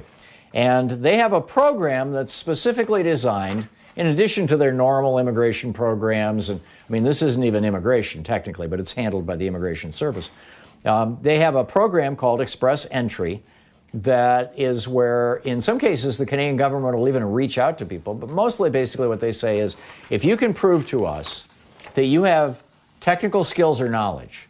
You've got a PhD, you're a research scientist, you're an expert in a particular field, you're a medical doctor, you're, fill in the blank. Somebody who has not just the potential to have good earnings and not become a burden on society, in quotes, but more importantly, somebody who brings a skill set or a knowledge base that will actually help build Canada. Now that Donald Trump is saying to such people all around the world, we don't want you guys. We're saying it even to Canadians. Canada is saying to the world, we'll take you. If you're going to help our country, we'll take you. Our express program, our express entry program is available to you. And from 2017 till the end of last year, and so this doesn't have anything to do with the COVID crisis, right? Because the COVID crisis happened this year. But these are just statistics from the first 2 full years, or the first 3 years, or 17, 18, and the first 3 years of the Trump administration. Express entry invitations to Canada of American citizens, in other words, Canada's outreach to American citizens, increased 75%. 75 friggin' percent. Well, they note, the Axios newsletter notes, with the White House moving to freeze green cards, including the coveted H-1B visas used in the tech sector, Canada has pushed to attract talent across the border. So not only is Donald Trump trying to kill us, it seems, or at least behaving in a way that helps more of us to die, shall we say, but he's also trying to dumb down the country to help make us more stupid, or some variation on that, which raises all kinds of stuff, all kinds of really interesting questions. And one is, I'm looking for the article here. I thought for sure I had it. No, I don't. I'll have to go looking for it. But I mentioned this actually in the last hour. Yesterday, I was pointing out that there are studies showing that people who are not that smart don't wear masks. Now there's a study, in fact, yes, I read part of it from the last hour. Now there's a study telling us that people who are actively hostile don't wear masks, people who have mental illnesses that make them oppositional. So it's pretty remarkable. And now we also learned, we learned yesterday that the Trump administration had ordered hospitals to stop reporting their coronavirus statistics and data to the Centers for Disease Control. Instead, they're supposed to send it all to the Centers for Disease Control, to Health and Human Services, which is run by Alex Azar, a former Eli Lilly executive who doubled the price of insulin, who's basically a Trump toady. He's the guy who keeps telling us how wonderful Donald Trump is, and Donald Trump has everything under control, and Donald Trump is God's gift to public health, and paraphrasing, obviously, of course. But so that was yesterday that they made the announcement, don't send information to the CDC anymore. Today, the CDC's public databases of a lot of this information have vanished. You can no longer get the reports. This is over at CNBC by Wolff. Since the pandemic began, the CDC regularly published data on availability of hospital beds and intensive care units, ICUs, across the country. As of Tuesday, it had disappeared. This one fellow who collects this data, Ryan Pachadasaram, works with, it doesn't say. Oh, he runs a data tracking site called COVID Exit Strategy. He said the data wasn't available, it's not there, there was no warning. When reached for comment Thursday by CNBC, HHS spokesman Michael Caputo. Michael Caputo is the guy he was the Bridgegate guy who was punishing the mayor in New Jersey by shutting off their traffic because the mayor wouldn't endorse Chris Christie.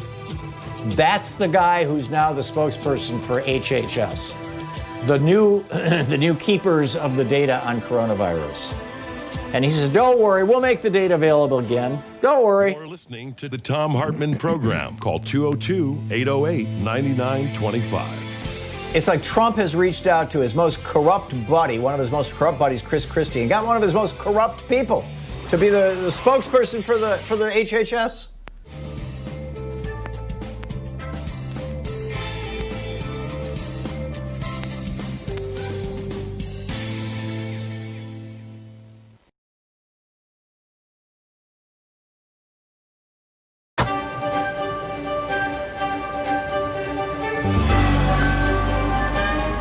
Our book today is Jailbreak Out of History by Butch Lee.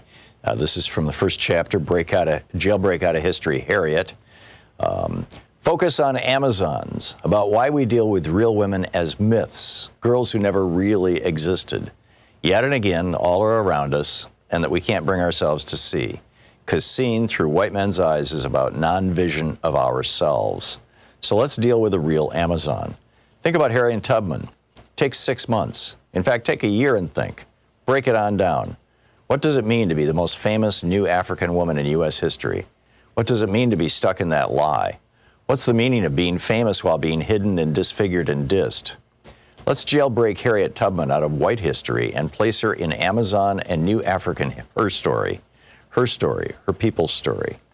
Harriet Tubman's life is a live weapon placed in our minds, showing us what it means to be an Amazon, which is why the capitalist patriarchy has forbidden us to touch on it for so long.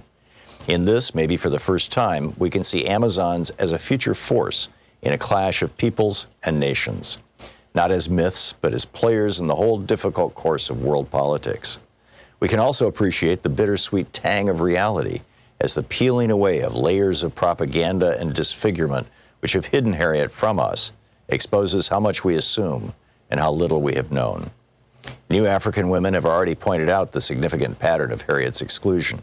Cultural critic Bell Hooks said recently, if we could recover Ida B. Wells and Harriet Tubman to the extent that we've recovered, say, Zora Neale Hurston, I think that's an important contrast because people want to bury that revolutionary black female history.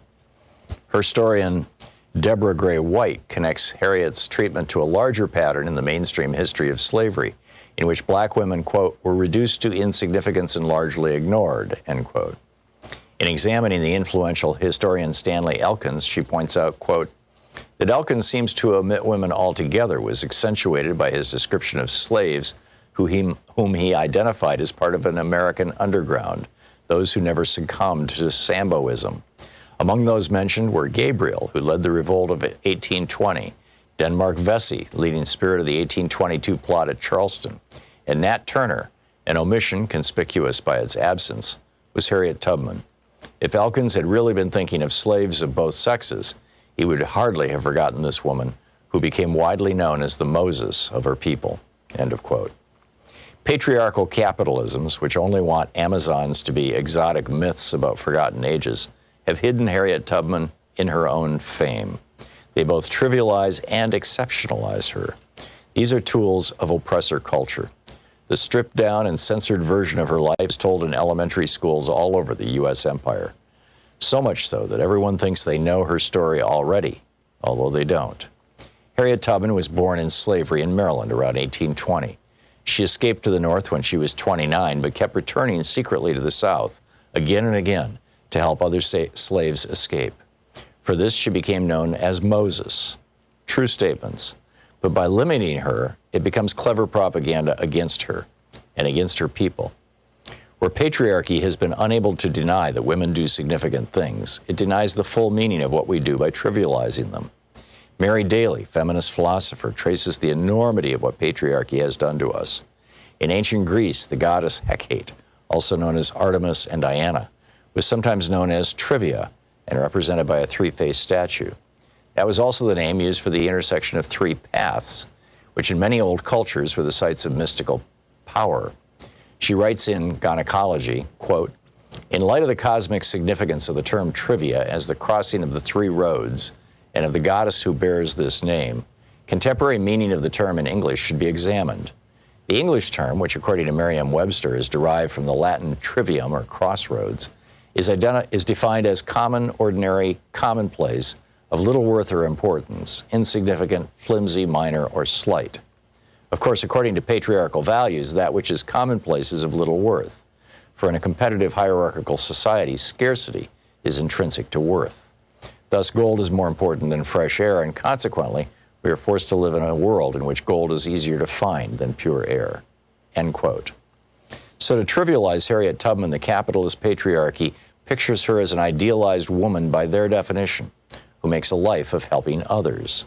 Thus, her deeds are squeezed into women's assigned maternal role as nurturer, helper, and rescuer of men, who then go on to do important things. But Harriet wasn't repping Mother Teresa. She wasn't even any kind of civilian at all.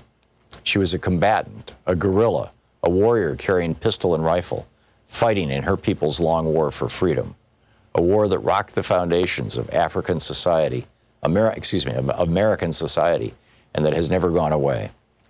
Think about what it means to be called Moses, which was the code name other new Africans gave her, and which became Harriet's famous warrior name in the anti-slavery underground.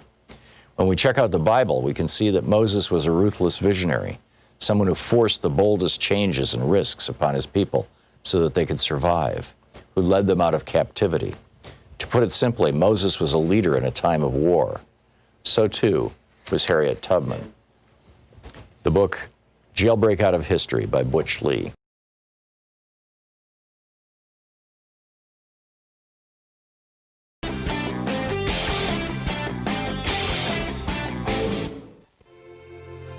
On the science revolution this week, can Americans stop the Republican Party and their billionaire buddies before another 100,000 Americans die from COVID-19? Dr. Michael Mann is here, and I'm asking him about the new climate models that are projecting even more extreme warming. Are they correct? Remington Gregg, the Council for Public Citizen, joins me on how the coronavirus continues to spread, yet there are no enforceable health standards coming out of this administration. Also, Chloe Waterman with Friends of the Earth drops by, and how we stop meatpacking plants from killing us. Find The Science Revolution wherever fine podcasts are available.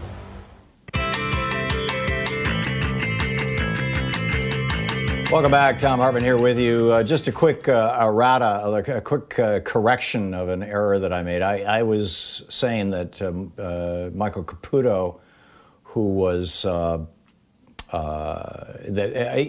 just in a rant just a few minutes ago, I was saying that he was, he's now the new spokesperson for HHS, and I was saying that he found Bridgegate.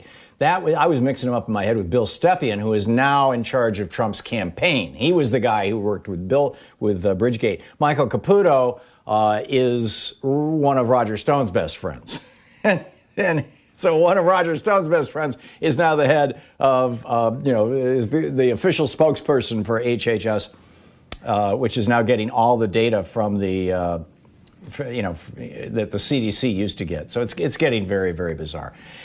Anyhow, I'm very pleased to have with us right now Lily Eskelsen Garcia, the president of the National Education Association, the NEA. Lily's Twitter handle is Lily, LILY_NEA, or NEA Today. And of course, NEA.org is the National Education Association's website. Lily, welcome to the program. How is an honor to be here. It is an honor to be here. Well, thank you. Thank you so much. How is America going to protect our children from Trump and DeVos? This seems like it's in particular going to fall, just like right now, people with college educations, largely affluent white people, can work from home, generally speaking, without a problem. They tend to have jobs where they can work from home. Brown and black people, not so much, and poor white people as well. And therefore, people like myself who can work from home, I'm kind of insulated from this disease. I would think that that's probably true of kids as well, that the wealthy white kids who go to private schools that have now fancy distant learning programs and things like that, they're going to be fine. But the poorer kids, the minority kids, they're going to be pushed into schools. Where does this go? So I love your tone, because everyone should be that exasperated. We're being given this false choice of, all right, look at our schools need to be disinfected, and we need all these things we have to do this. So we have these unsafe schools. Do we keep them closed, or do we open the unsafe schools? Wrong. Those are not your two choices.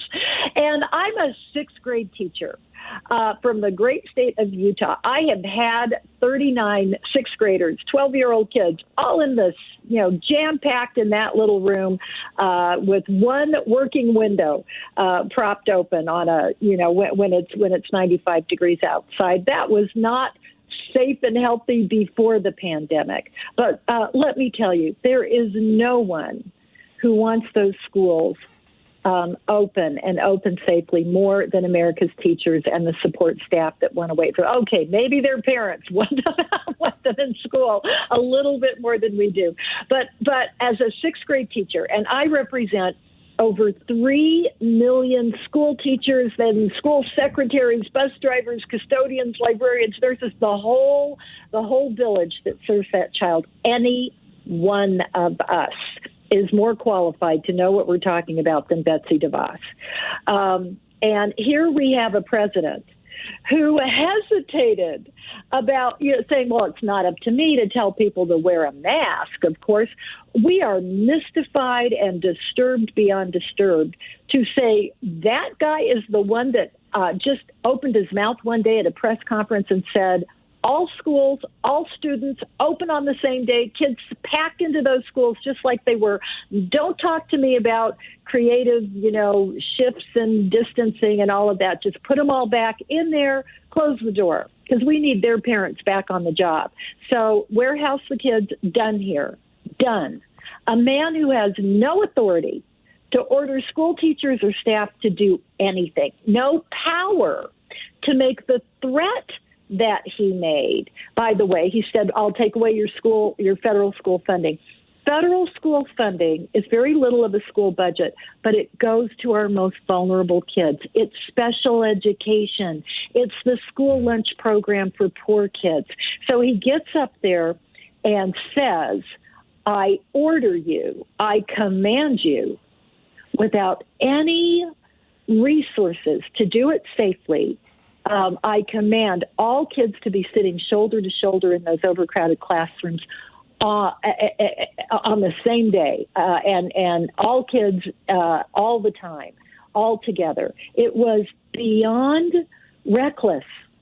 It was unbelievably dangerous. So you asked a question, what can we do? We can stop listening to Donald Trump and Betsy DeVos. Do not pay attention to a word that comes out of their mouths. Who would have thought? But I'm serious about this. I'm telling school board members, I'm telling panicked teachers, he has no authority to command you to do anything, and he has no authority to threaten your vital funding for school services like special ed. So the first thing you do is just turn off the TV, stop listening to him, and get to work on doing it right. Get to work on a plan that would make sense for your community. And it's going to look very different if you're in Detroit or if you're in a tiny little Broken Bow, Oklahoma. It's going to look very different because the infection rate in that community can be very different. Because whether or not you have an overcrowded classroom or extra space you can use. And it's also going to look different because we are in panic mode for this, because we've all been told now that just like a business where people stopped coming to the restaurant, people stopped shopping at the store, your revenue fell off, they went, looks like we're going to have to lay people off, maybe go bankrupt. That's happening to school funding around the country. Our school funding comes from tax dollars. And so if no one's, the sales tax, the income tax, even the property tax, a third of people aren't making their mortgage payments or their rent payments. So the funding revenue to pay for schools has fallen off a cliff just when we need more, because there is no disinfectant and face mask budget in any school district's budget. So we have been begging Mitch McConnell to take up the HEROES Act that was passed by the House. He went on vacation, said, I'll get around to it when I feel like it.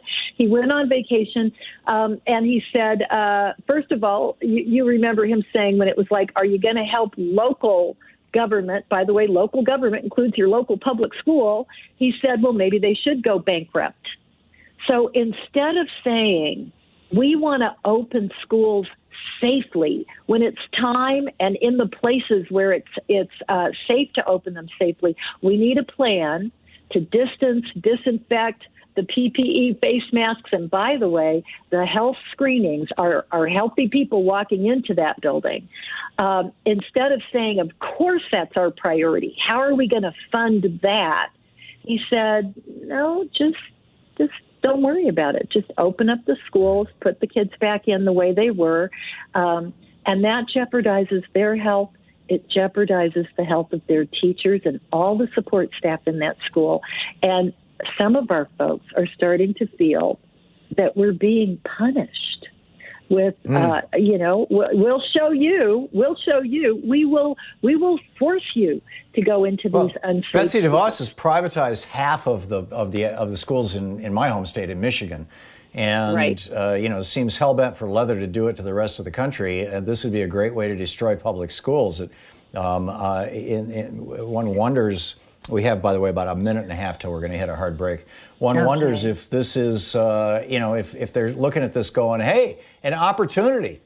This isn't just a problem, it's an opportunity. We can take down these public schools. You are absolutely spot on there. There has been nothing that Betsy DeVos has been involved in that hasn't been to say, is there a way to take public school students' dollars and funnel it to private schools and for-profit charters? And again, that is what she's doing here. And it's open up. It really does feel like they are. Well, if you were being generous, you'd just say it's idiotic to not have a plan.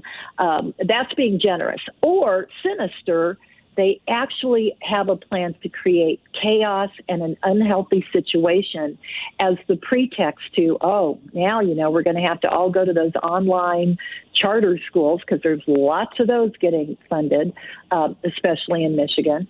But let's put it all online, and we don't need that public school that is so unsafe because that was the plan. Yeah, I mean, this is grim thinking. I'm starting to imagine that these people have levels of malice that, frankly, were unimaginable before. But Lily Eskelsen Garcia, the president of the National Education Association, NEA.org. Lily, thanks so much for dropping by. President Garcia, thanks so much for dropping by. It's great talking to you. Thank you. Bye-bye. We'll be back with more news of the day and your calls right after this. It's 45 minutes past the hour here on the Thom Hartmann Program. Stick around. You're listening to Thom Hartmann. Visit thomhartmann.com for audio and video archives.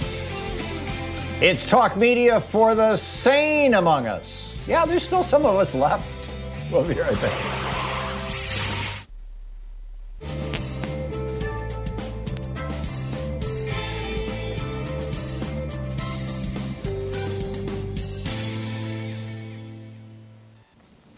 And welcome back. Hillary in Bourne, Texas. Hey, Hillary, what's on your mind today? Hi, Tom. Bernie, Texas. I spoke to you last week. First of all, thanks for having. Okay. Yeah, it's weird.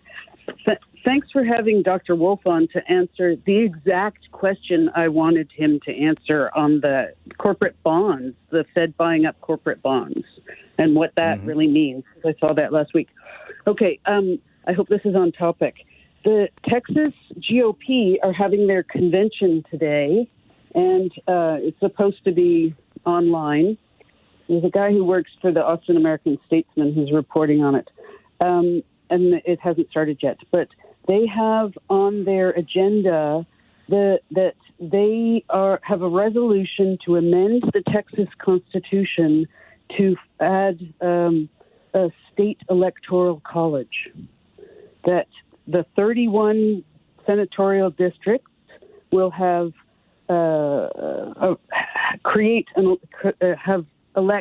Sorry, I can read it to you because I'm mumbling. Be it resolved that the state legislation shall cause to be enacted a state constitutional amendment creating an electoral college consisting of electors selected by the popular votes cast within each individual state senatorial district, who shall then elect all statewide office holders. They're afraid because it's burning blue. Whoa. Yeah. So what they're doing, you've got a lot of. So let me just tell you how I interpret this, Hillary. You've got a whole bunch of very rural, low population counties in Texas. And so, and you've got some very high population cities that tend to be blue rather than red. The low population areas are red. So in a statewide election, like say John Cornyn up for re-election, he may have a problem if 51% of Texans overall, given how many people live in your cities, say, no, we'd rather have a Democrat. But if he's not elected by the majority of people, instead if he's elected by this electoral college and each elector represents one county, and you got some counties with 50 people in them and you got other counties with 50 million, obviously both those numbers are wrong, but you get my point. This guarantees a Republican majority for a long, long time, right? Yep. And so all statewide office holders, that's everybody. So governor, right? Secretary of State, Attorney General, the two senators, railroad commissioner, Yep. So and there's a lot of them. And so this is their plan to protect their power if Texas goes blue, basically. Right. Isn't that just astounding? I heard that this morning and my hair stood on end and I went, I don't know what it will take. That's their proposal. So I don't know what it takes to actually pass it, but hey, the Texas legislature is also red. So I don't know what that, Anyway, is that someone's scheme? Is that going to be passed on to other states? I'm making a note here of what you just told me so that I can do a deep dive into it later on. I'm not familiar with this. The guy who's reporting it his name is Ken Herman. And he's at the Austin American Statesman. His Twitter account is @KHerman, HERMAN. Okay, great. Okay, bye. Great, I just wrote it down. Thank you, Hillary. Appreciate the call. Bye. If they can't win, they cheat. It's just that simple. We'll be right back.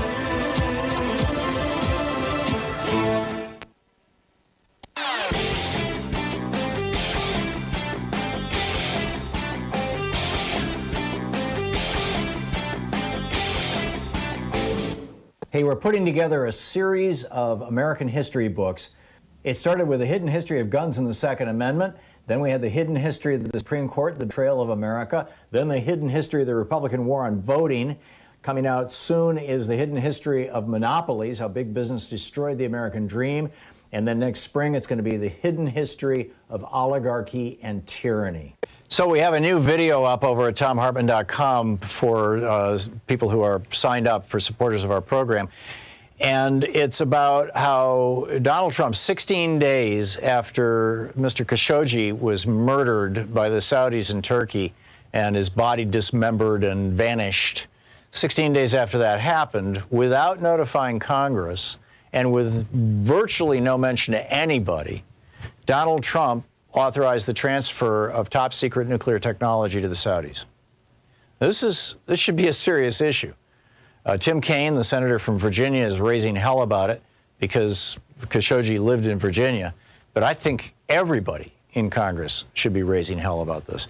And when you back this up with this new report out from ProPublica that the Saudis were involved in 9/11, it gets real interesting.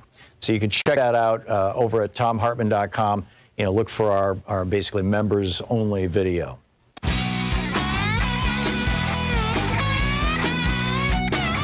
Welcome back. Thom Hartmann here with you. Boy, what a day, huh? Shay in Minneapolis. Hey, Shay, what's up? Hi. Good segue from the education thing being possibly nefarious to what I'd like to suggest as far as COVID is concerned. When Sherlock Holmes was asked how come he was so good at crimes, he said, well, I look at the facts and follow them to a logical conclusion, whereas other people interject their preconceived notions. If you look at the actions of Trump with regard to COVID, there is no instance where he has not done what would encourage this disease. Even somebody who was incompetent would have, by mistake, by randomly done something right once or twice. The only logical conclusion is that he wants to encourage COVID. That begs the question, why would he want to do that? I think Trump's the modus operandi of a sociopath is to create chaos. They know that from chaos there are opportunities created. But beyond that, he needs to be able to cancel the election. And if he can create enough chaos with COVID in these states where people cannot come out, or, I mean, God knows what's going to happen, he's got a backup to cancel, pretend to just delay, but then cancel the election. And I wish people would, I really encourage people to think about this strategically, that because everybody is saying, oh, he's so incompetent. Oh, he's so incompetent. I don't think so, guys. I don't think so. This is calculated. Yeah. I can't disagree with that, Shay, and it's very, very troubling.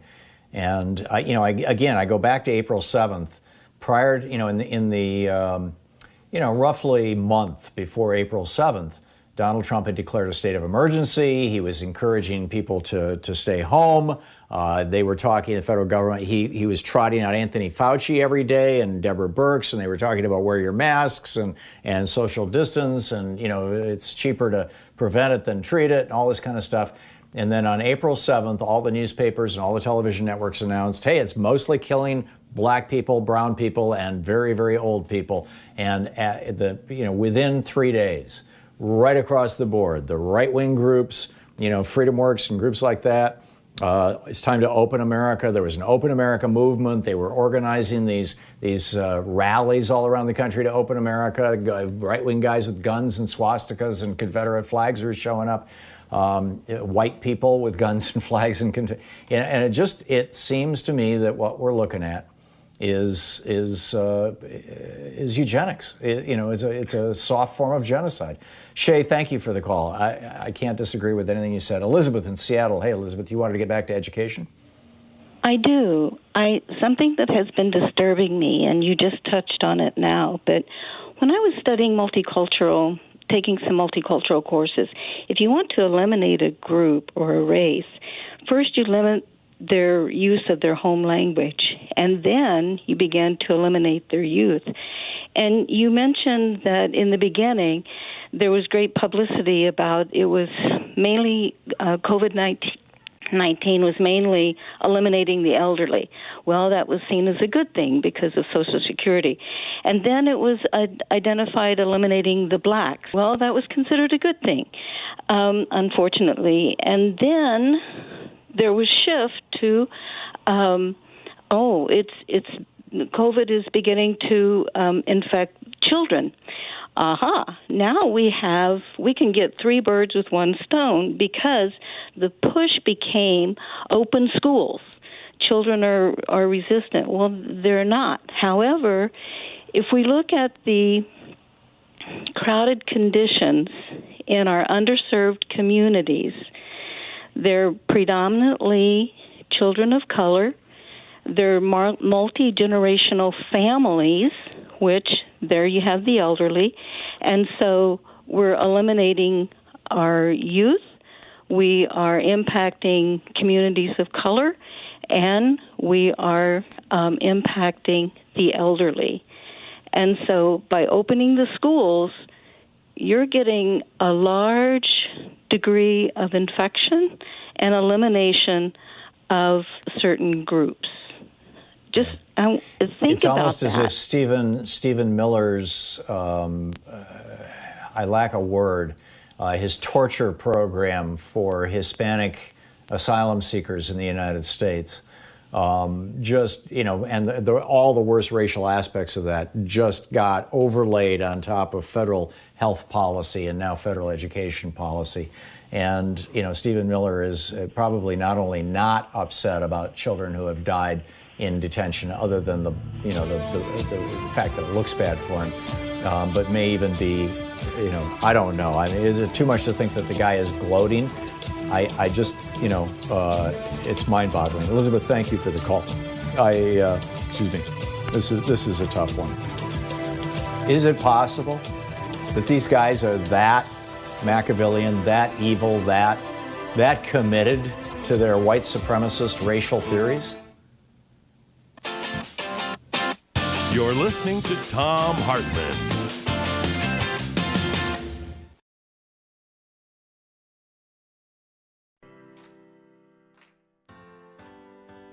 These companies support the Thom Hartmann Program. They are Raycon Earbuds. Stay at home with better sound. More info at raycon.com/Tom. Omega XL, which according to clinical research helps joints. More info at omegaxl.com/Tom. CB Distillery, CBD for sleeping. More info at cbdistillery.com, code TOM. The Clean Phone Pro, phone sanitizer and charger. More info at thenewdealshop.com. Keeps hair loss treatment. More info at keeps.com/Tom. And Plexiderm Wrinkle Reducer. Real science, real results. More info at plexiderm.com, code TOM.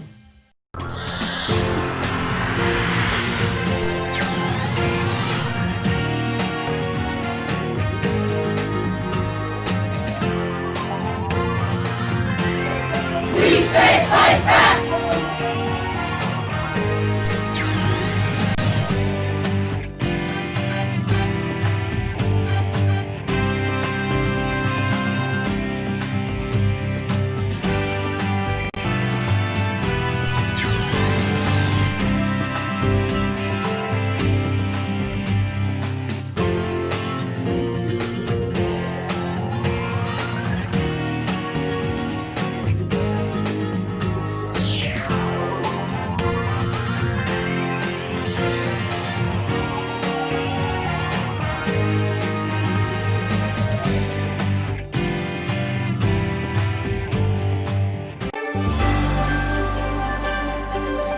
We're reading today from the American Revolution of 1800 by Dan Sisson. He wrote the book 40 years ago.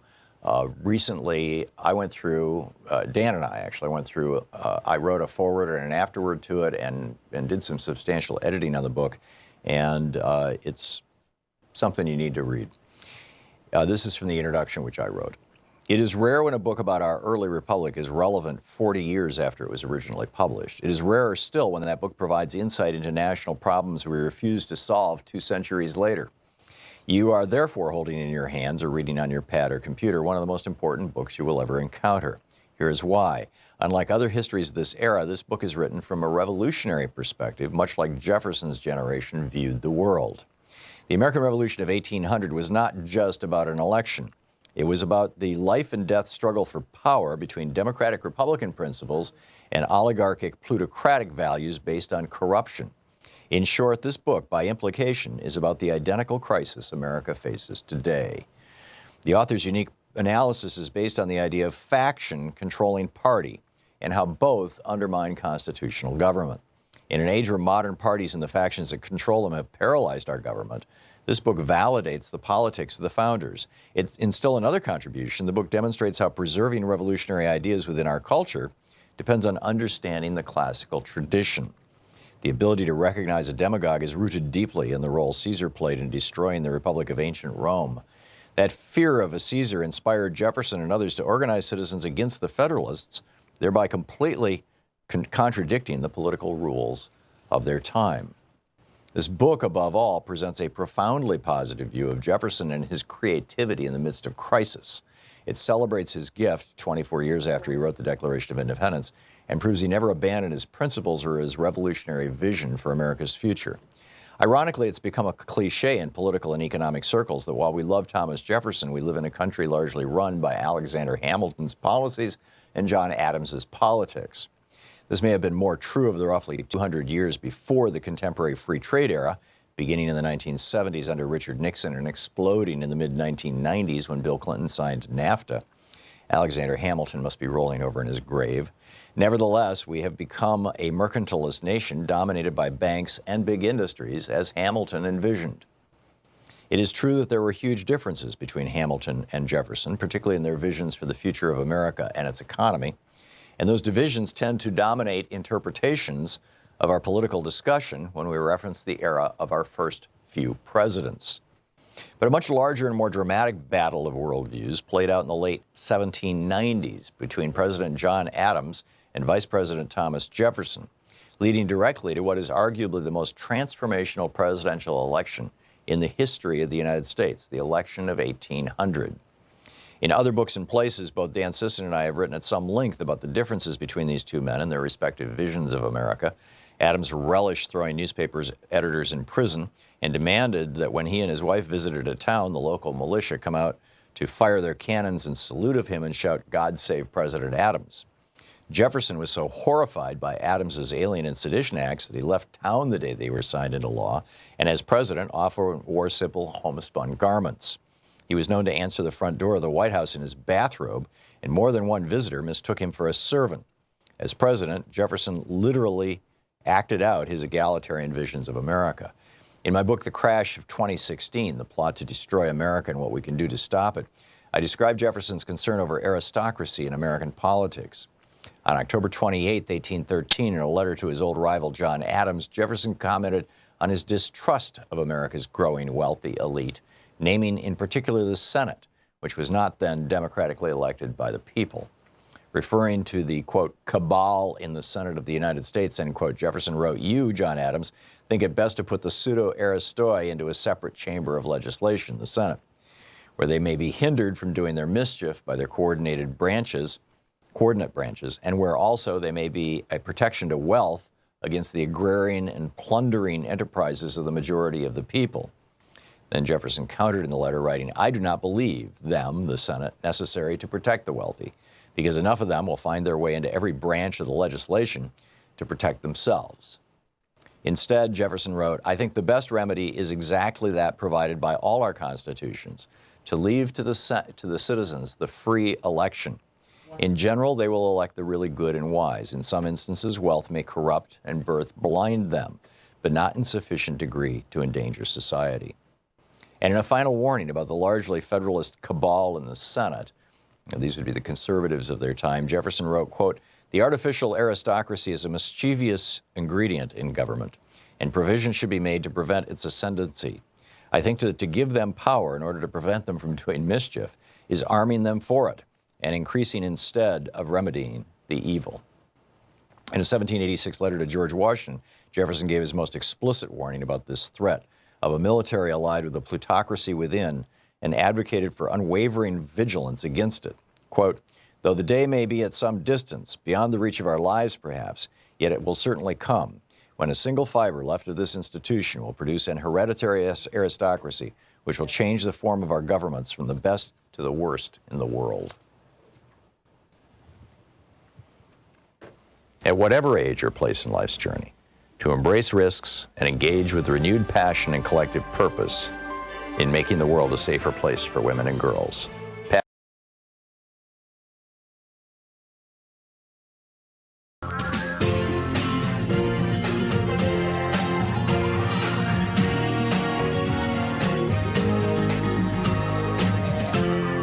This is the Thom Hartmann Program.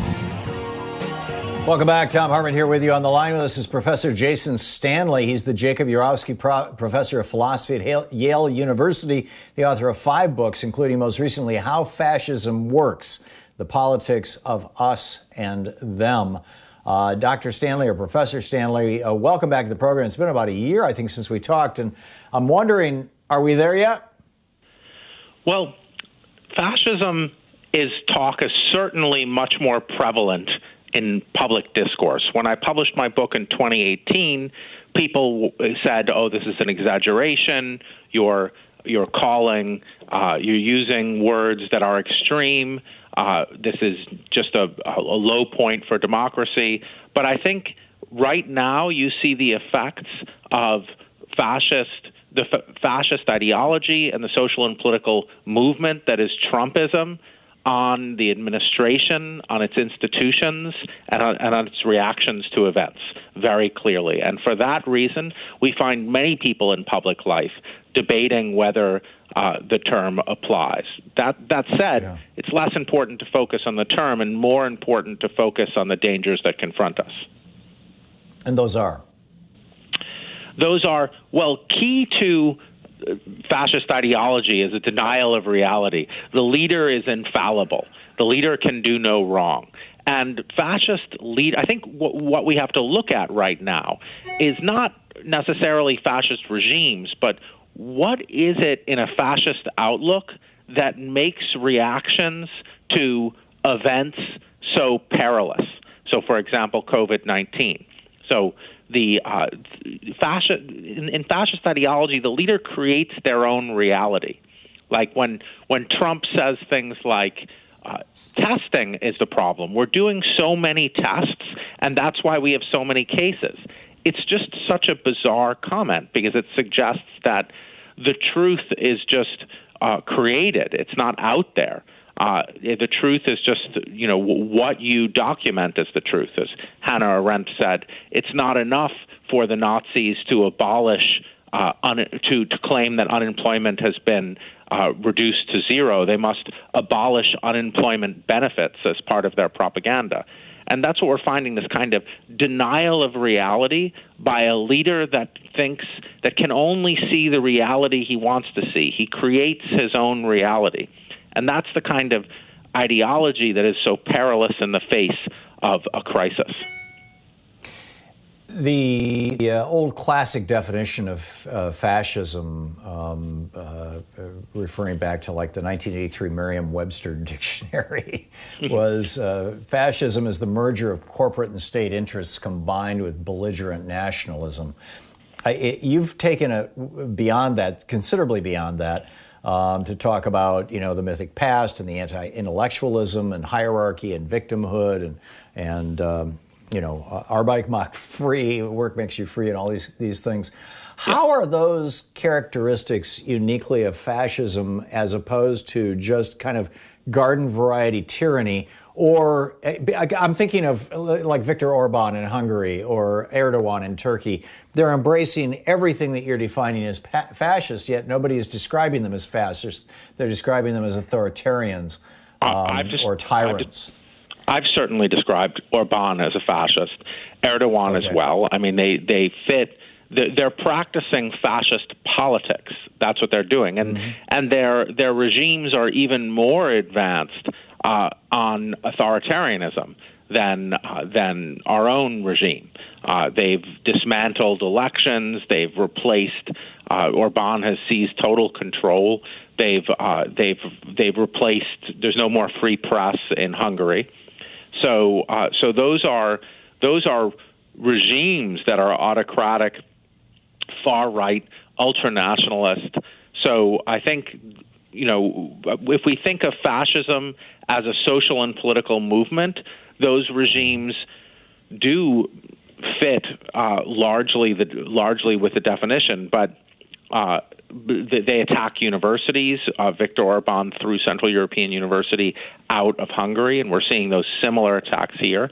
And of course, the Trump administration is very close with Law and Justice in Poland, Orban in Hungary. Fidesz.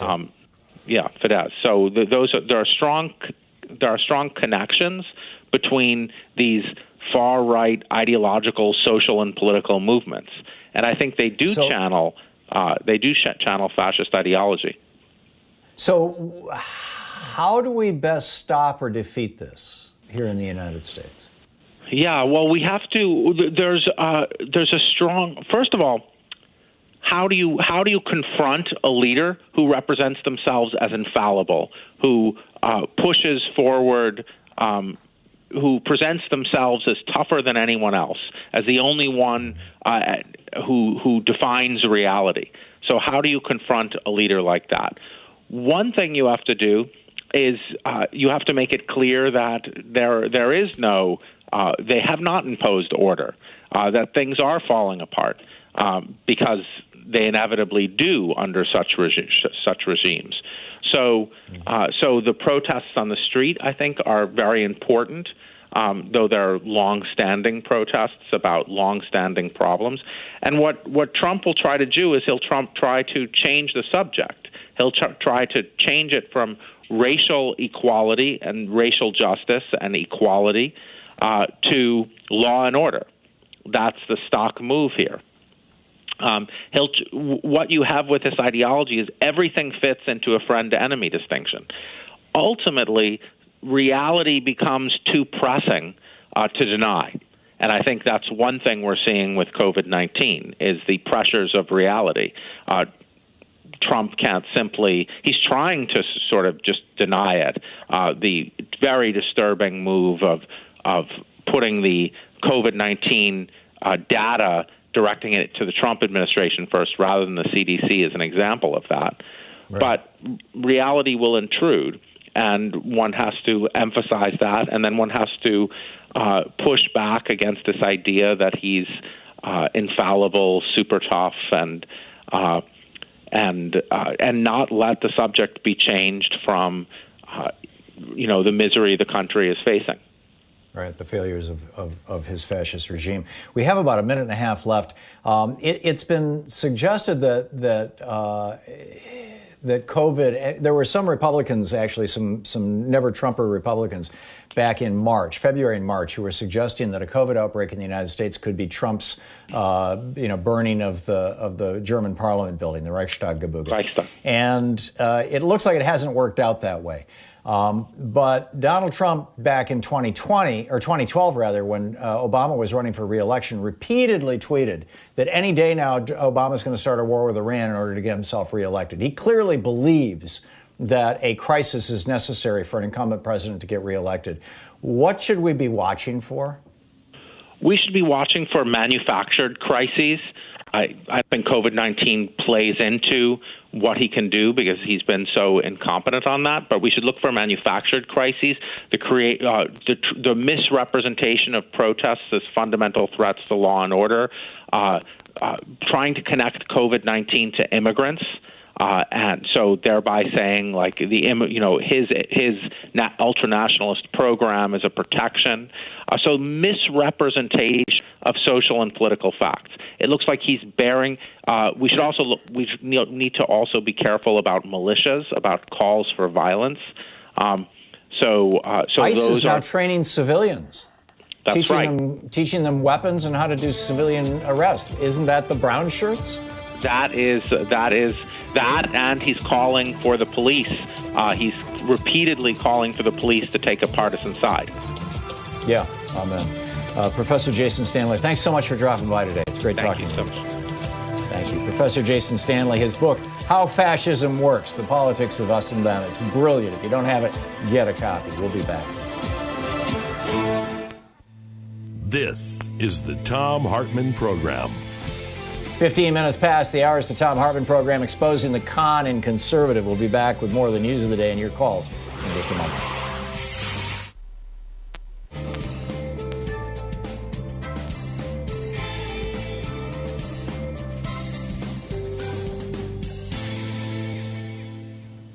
And welcome back. Julie in Raleigh, North Carolina. Hey, Julie, thanks for watching us on Free Speech TV. What's on your mind today? Hi, Tom. Good. I was actually just following up on a couple of prior callers. I had just heard this morning that United Health Group doubled their profit second quarter this year, $6 billion, primarily due to people avoiding health care because of being afraid of COVID. So with insurers with over 20 years in administration on the revenue cycle, including a major medical center, nothing surprises me with the for-profit insurance system. Julie, I read an article about that in the Wall Street Journal that was, I believe, might have been the Financial Times. It was one of those financial papers that said that the main reason why United Healthcare and all the other health insurance companies right now are showing substantial profits, because, you hear that 4.5 million Americans have lost their health insurance. You would think that means that those insurance companies are losing income. And to some extent, that's true. But the fact is that the vast majority of Americans are terrified about going to see the doctor, any doctor. Yep. And so people are they're saying, that lump in my breast, or that little spot of skin on my arm, or that problem I'm having with my digestive tract that would have sent them to the doctor sometime in the last 4 months during the last quarter. Instead they're saying, I think I'll just wait, another month or so and see what happens. And so as a consequence of all these people waiting for medical services, there's a real crisis in medicine right now. You've got regular doctors, community clinics, regular doctors' offices and practices on the verge of bankruptcy. But the health insurance companies are not having to pay out. And so they're saving money in payouts, and that's where they're keeping their money. Am I missing something? Are there other dimensions to this? That's one of the big things. Yeah, and the other thing is that I think right now I would not be surprised if they're dealing with a lot of games in terms of getting paid for COVID patients, just from my experience. Yeah. Although if the majority of COVID patients, Julie, at least those who are getting hospitalized, if the majority of the people being hospitalized, which is where your real expenses occur, are elderly, then the insurance companies aren't paying for that. That's Medicaid. And, if they're in long-term care, if they're over 65, that's Medicare. So the insurance companies aren't paying for that. And if the majority of the people under 65 who are getting sick and ending up hospitalized and ultimately dead are Black and Hispanic, or disproportionately Black and Hispanic, that's also the population that's less likely to be insured. So they're less likely. So right across the board, the insurance companies make out like bandits. Right. And we've got the power they tend to have in our politics. But that's just... and now United Healthcare just made an extra $6 billion in 3 months that they can use to buy off more politicians and run more ads telling people that they should support privatized Medicare, their Medicare Advantage plans through AARP, and that nobody should ever again talk about Medicare for all. Right. Yeah, it's incredible. Well, that's going to be the Julie, push. Thanks. Go ahead. Oh, yeah, that's certainly going to be their push. Good news for here in North Carolina. We just formed a statewide Medicare for All coalition that's working strong, working hard. So. That's great. God bless you.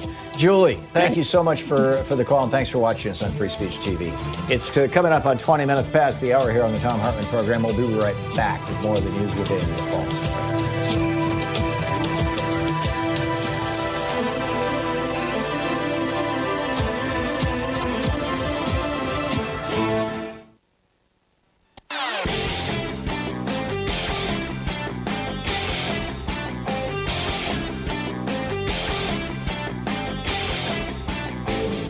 Our 1 hour free podcast recaps our show, and it's available wherever fine podcasts are found. And we have the full 3 hour podcast available over at thomhartmann.com if you want to really support our program. So back in 2018, we all know that the Clean Phone Pro, Bayer, the German pharmaceutical company, bought Monsanto, the American chemical and pesticide company, and God only knows what else, seeds and whatnot. Anyhow, Bayer bought them for $63 billion. Bayer just very recently set aside $10 billion to cover the cost of consumers, people in their homes, who bought Roundup and got non-Hodgkin's lymphoma, cancer, from Roundup, this product that Monsanto makes that Bayer now is responsible for. $10 billion. The kicker is that the home use of Roundup only represents about 10% of Monsanto's sales of this product, glyphosate. It's amazing. There's a whole video about this for the people who support our program over at thomhartmann.com. You can check it out over there.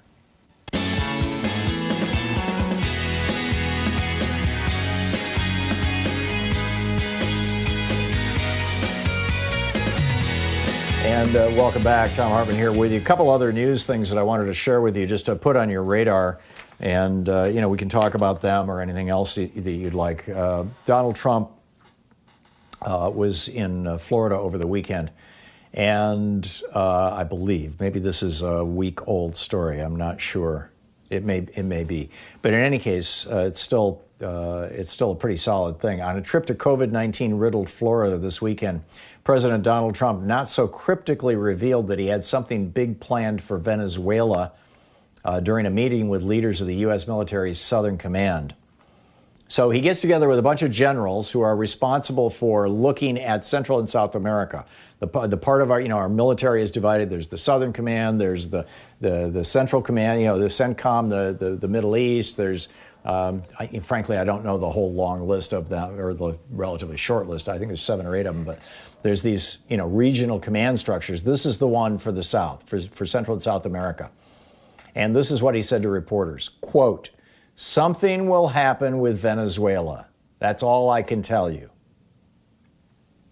And then he said, Washington, D.C. will be very much involved in what's going to happen with Venezuela. Now, it is true that on Trump's orders, the Southern Command has moved a whole bunch of military forces into that region, principally into Colombia. And the the Trump has put a $15 million bounty on Venezuelan President Maduro's head. And now Elliott Abrams, Elliott Abrams of Nixon fame, Elliott Abrams of war in Vietnam, Elliott Abrams of Iran-Contra, Elliott Abrams, good God. He's been appointed Trump's special advisor on Venezuela. Abrams, and then this is where it gets really nasty.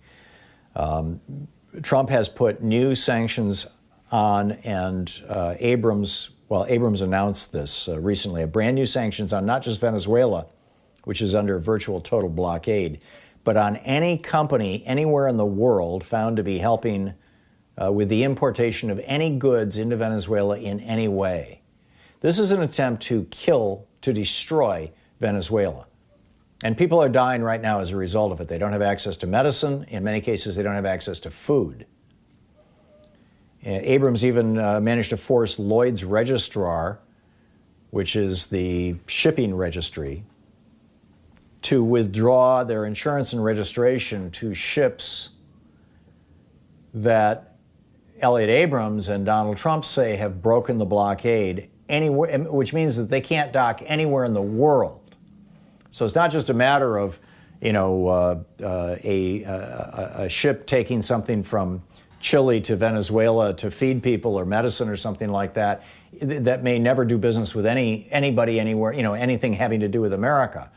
But now, under this new policy that Elliott Abrams has put out, that ship won't even be able to dock back in Chile or Chile. I mean, this is mind-boggling. The UN rapporteur for Venezuela, or for human rights, visited Venezuela and said that over 100,000 people have died so far as a result of this blockade that the United States has unilaterally imposed, and that the U.S. is guilty of, in his words, crimes against humanity. And why is Donald Trump doing this? Well, it turns out that 92% of Venezuelans in Florida in the 2013 election who were able to cast absentee votes for, in Venezuela, voted against Maduro and for the opposition candidate, Radonsky. But I don't know why Trump wants their votes, because they're not American citizens. They can't vote in the United States. What am I missing here? And now Joe Biden is trying to out-hawk Trump on Venezuela, which is just stupid. But, there it is. So, number one. And number two, I mentioned this last week. I think we're still waiting for the next shoe to drop. President Donald Trump said he's going to announce soon that he's taking action against cities run by, quote, liberal left-wing Democrats, end quote, that are out of control with protesters and demonstrations. He made that announcement in the Oval Office. He specifically named Seattle, Minneapolis, Portland, and Detroit. We had over this last weekend federal officers come into Portland. Portland Police, Oregon State Police, every other police agency that operates in Oregon is banned from shooting these so-called less deadly weapons. They are deadly. You've got six people now so far that have lost an eye as a result of police firing these so-called less deadly weapons, these so-called rubber bullets and things at people. But in this case, They shot this kid in the face. These federal officers broke our laws here in Portland and in Oregon. They broke our laws and shot this kid in the face. And he has a fractured skull and broken bones all through his face, required major reconstructive surgery. And Donald Trump is bragging about this. And he says, we have other cities that are out of control. They're all run by Democrats. They're liberal left-wing Democrats. We're going to straighten it out. Right. You're listening to the Thom Hartmann Program. Call 202-808-9925. He's also got a task force on this with Bill Barr, this acting Homeland Secretary Chad Wolff, and the director of the FBI. Brilliant.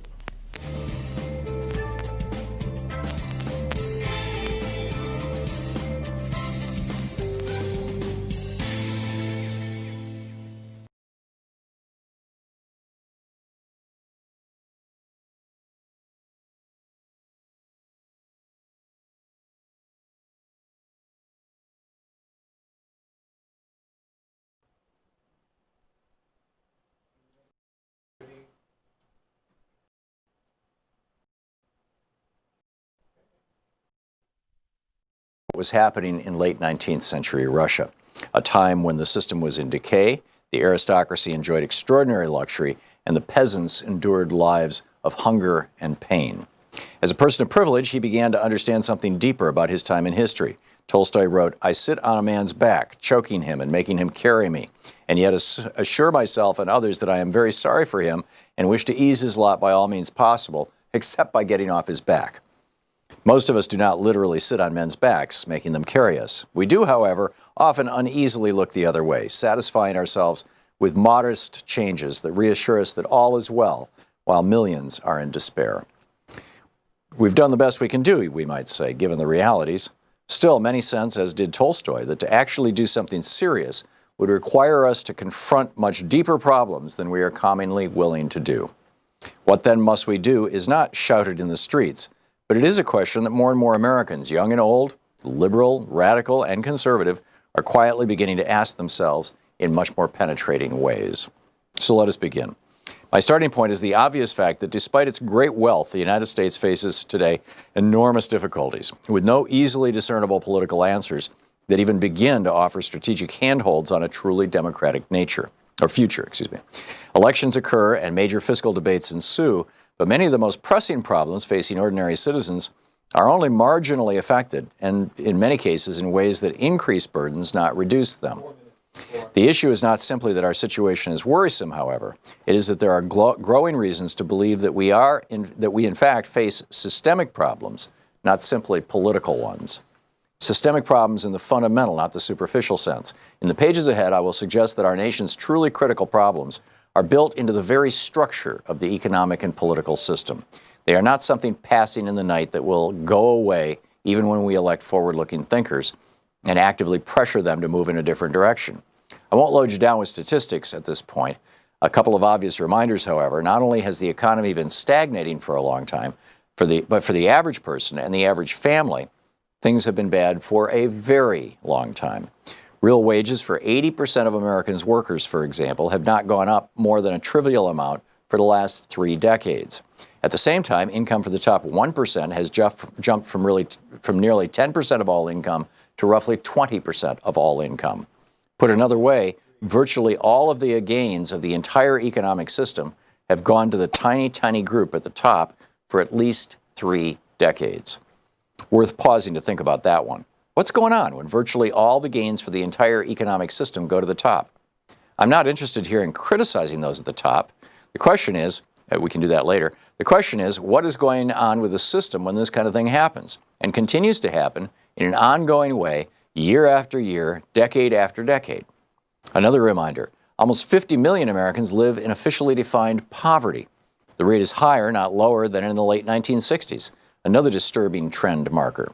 Moreover, if we use the measuring standard common throughout the advanced world, which considers the poverty level to be half the median income level, the number would be just under 70 million, and the rate would be almost 23% of all Americans living in poverty. That is to say nothing of steady increases in global warming and an unemployment rate that, if properly measured, is stuck in the range of roughly 15%. At the most superficial level, Washington, as the saying goes, is broken. Give or take an occasional gain in selected areas, the political system is simply incapable of dealing with the deeper challenges. It focuses on deficits, not answers. Long trends that don't change are a clear signal that it's not simply the modern period of partisan bickering and congressional stalemate that is causing the problems. The trends are moving steadily downward. We're moving steadily downward long before the Tea Party and the recent partisan foolishness, long before the Citizens United Supreme Court decision allowed corporations to put big money directly into politics, and long before many events that have heralded as tipping points one kind or another. Nor are people stupid. More and more have a sense that something different is going on, both with the economy and more fundamentally with democracy itself. A few more bits of information just as reminders again of something that we're all beginning to see. A mid-2011 poll found that roughly 80% of Americans believe their congressional representatives to be, quote, more interested in serving the needs of special interest groups than the people they represent, end quote. Another poll found that almost 4 out of 5 believe a few rich people in corporations have far too much power. And only 37% of Americans, much more than a third of the population, have confidence in the most solemn and august of American institutions, the Supreme Court. I'm going to dig much, much deeper into all of this, of course, but for now, let's leave it at this. When critical long trends do not improve, when they steadily get worse year in and year out, it is clear that we face deeply rooted systemic problems, not simply political problems in the usual sense of the term. Moreover, as these polls suggest, people increasingly understand that something is really wrong. The question is, how do we deal with a systemic crisis, something built into the way the political economy works, rather than just a simple political or economic crisis? Garo Pervitz, what then must we do?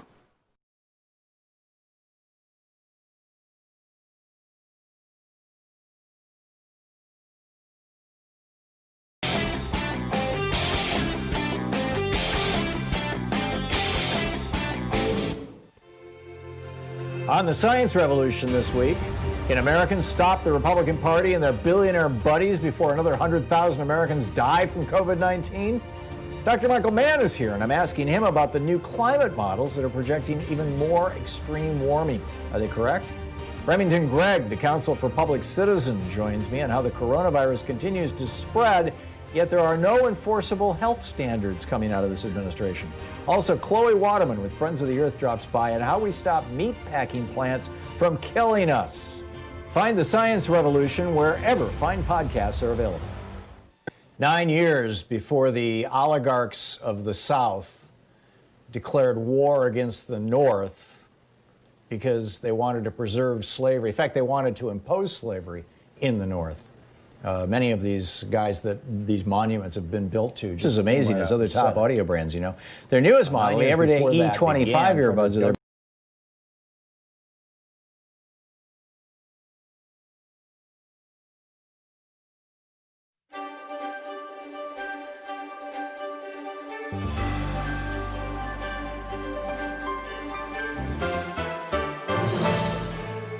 is charged with convicted of a crime, then they can be held as a slave. In fact, it's the main reason why we have more prisoners than any other country in the world, free labor. And then on top of that, we find that the police departments that get more 1033 equipment, they kill more people. Check it out at thomhartmann.com.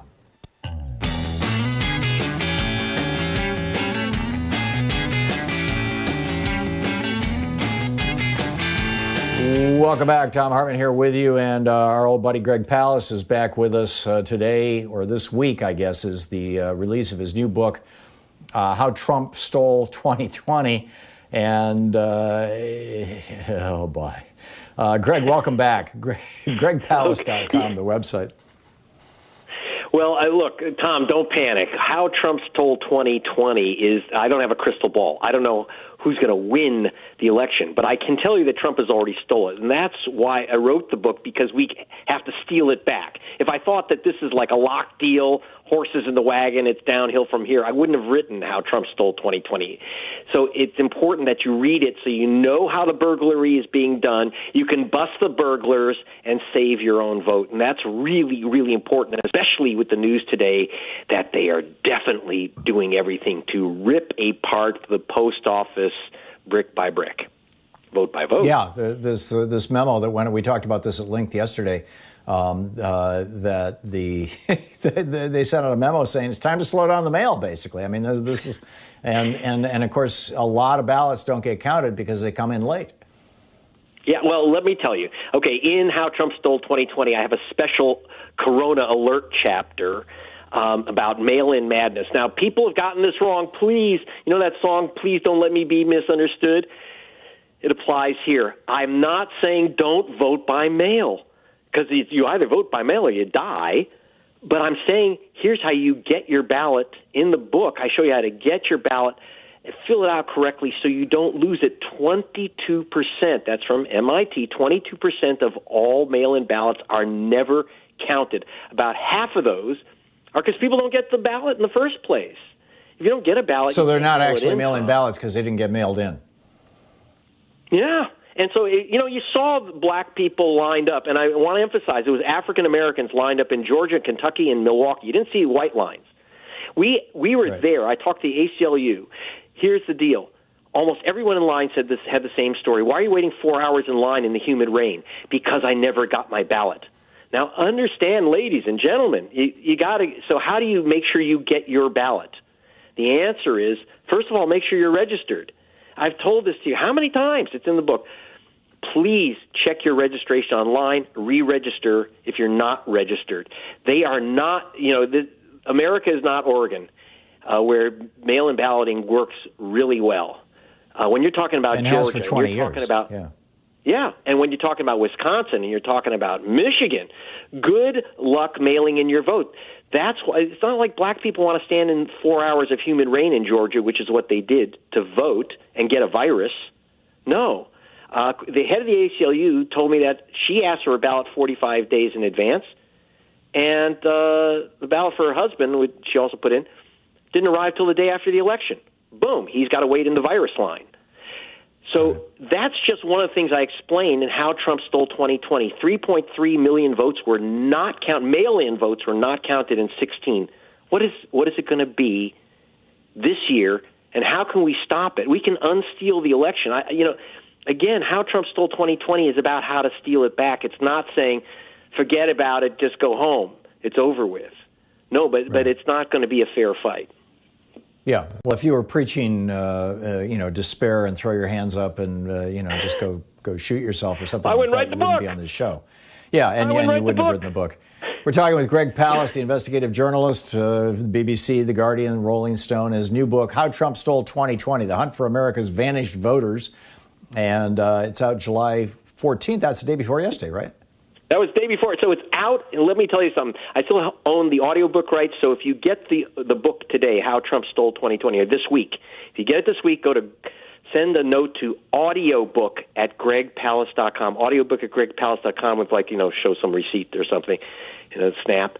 I'll send you the audiobook for gratis, because I've been on the Hartmann Show forever. I got to give you something besides your own democracy. And that's what we need. Right. That's the whole point of the book. Steal it back. Right. I'm curious, Greg, your thoughts on the growing speculation that one of the reasons why Trump is redirecting, requiring hospitals to redirect their data about COVID to HHS rather than the CDC, to Health and Human Services. Is because his toady there, the head of HHS, who was Alex Azar, who was the president of Eli Lilly and doubled the price of insulin for to the joy of diabetics all across the country.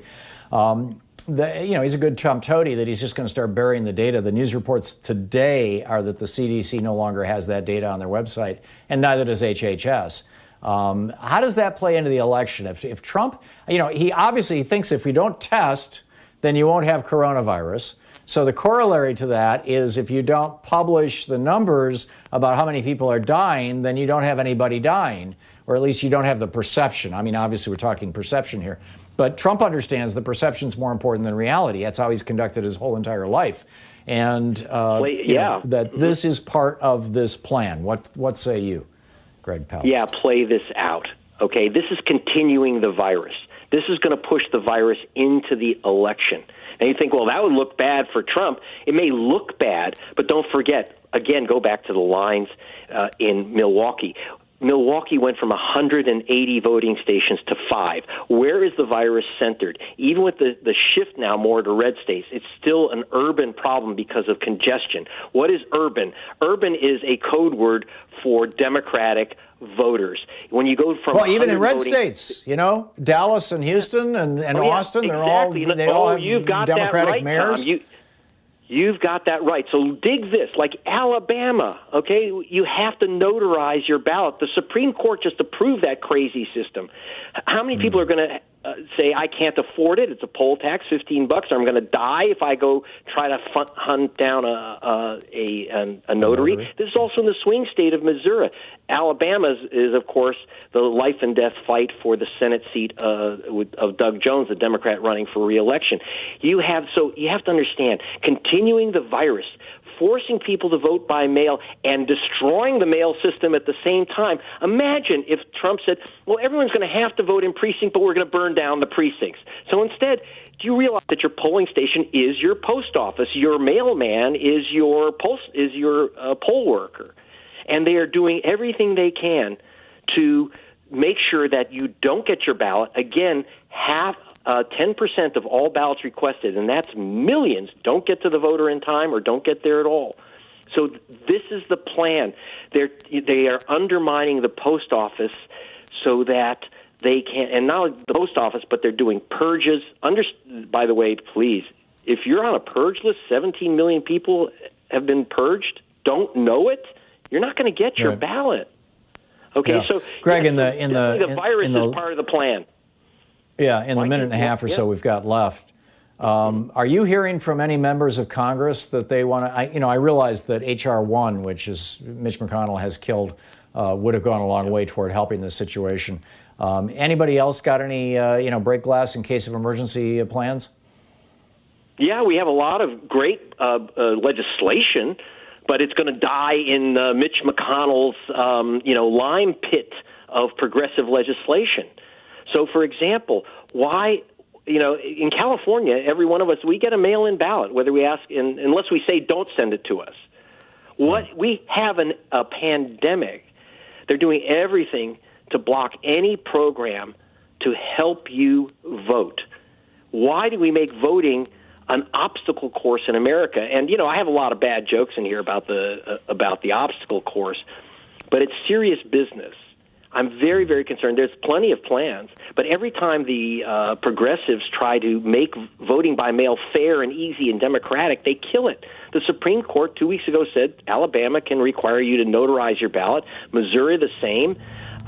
You have to have a witness signature in Michigan, in Wisconsin. Crazy. Yeah, amazing. Greg Palast. Yeah, the new book, How Trump Stole 2020. Check it out. Get a copy. Greg, I wish you the very best with this book. It's brilliant. Thank you so much for dropping by. You're the best, Tom. Thank you. Bye. Back at you.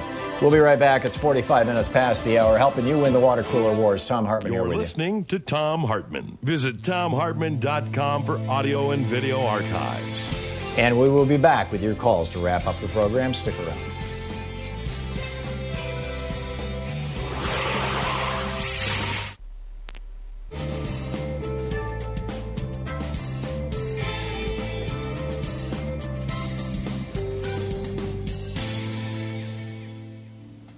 And welcome back. David in Los Angeles. Hey, David, what's up? Hi, Tom. First-time caller. I really appreciate what you're doing. Getting back with Trump. I think the whole scenario thing is to usher in a new world order. And by doing that, in other words, in order to have a top secret, you got to have an undisciplined society. By keeping corruption, people fighting against each other. Because Trump, he lies here and there, and he's bringing up all these obstacle courses in our way to keep us distracted on the real truth on what he's doing. And right. There's a great, I don't know if you heard of Charlie Chaplin's greatest speech. His anti-fascist speech, you mean? His anti-Hitler speech? Yes. I think that's the way we should be living our And he society. warned about fascism in the United States, actually. Charlie Chaplin did as well, although he was principally, ridiculing Hitler. But I get it. What is this about undisciplined society? I don't understand what you're talking about. In other words, to keep it top secret from the neoconic 1% plutocrats that are in charge. Top secret, they're not going to come right out. Well, Bush had mentioned it. Papa Bush and Baby Bush mentioned a new world order is to be ushered in. And that's they have all the money already. Now they need to control. They want control now. I get it. I got it. Okay. Thank you, David. Susan in Alachua, Florida. Thank you, Susan. Yes. What's up? You were talking about the homeless population earlier. All these people are going to be tossed out because they can't pay their rent now. And I'm thinking all these churches are sitting empty. And maybe the churches should reach out to their members and open up their basements or their conference rooms or whatever, and support a couple of these families. And I know that won't cover everybody, but certainly it would cover a few, and some is better than none. Mm-hmm. There are different slices to the homeless population, and for those people who simply are homeless because they literally lost their home. I mean, somebody loses their job, they can't make their mortgage payment, they get evicted, and now they've got no place to go, and they don't have enough money to find a place to rent. For people like that, that's what you're suggesting, getting the churches involved or other civic organizations, obviously cities and towns and counties, all good stuff. But then there's another slice of the homeless population that are the paranoid schizophrenics, the people who just don't want to go inside. And there are other, more marginalized kind of subslices that have very, very specific and special needs. Right across the board, none of these needs are being met by our society and haven't been since the days of Reagan. But it gets problematic. But I get your point, Susan. I mean, you would think that the churches, if they actually were practicing what Jesus said, in Matthew 25, basically he said, I was homeless and you didn't take me in. That's not, literally he didn't say homeless, but, the implication. I was a stranger and you didn't welcome me, as I recall the phrase. And you would think that they would want to do something about this. But, when you talk to Jerry Falwell Jr. or, Franklin Graham, they're like, Jesus, who's that? We follow Paul. We'll be back. It's 10 minutes before the hour. Stick around.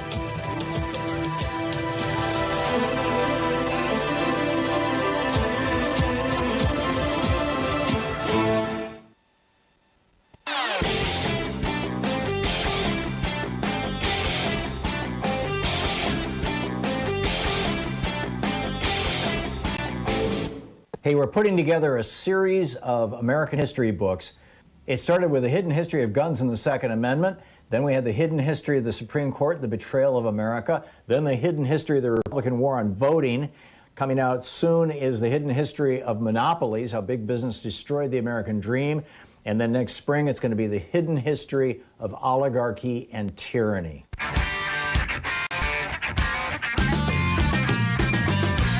Welcome back. Thom Hartmann here with you. And Charles in Miami. Hey, Charles, what's up? Good morning, but Charles? How you doing, Tom? Tom? Good.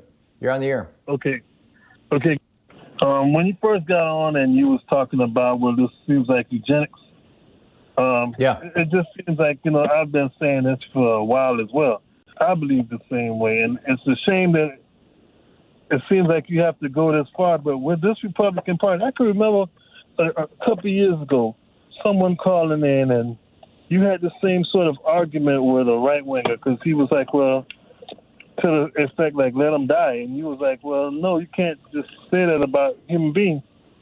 I don't know if you remember all of that, but all it is it's just like they're heartless, they're coldless. They're cold, and without any sympathy or empathy for people, we're just numbers to them. And right now, it just seems like if this is because of the tax break.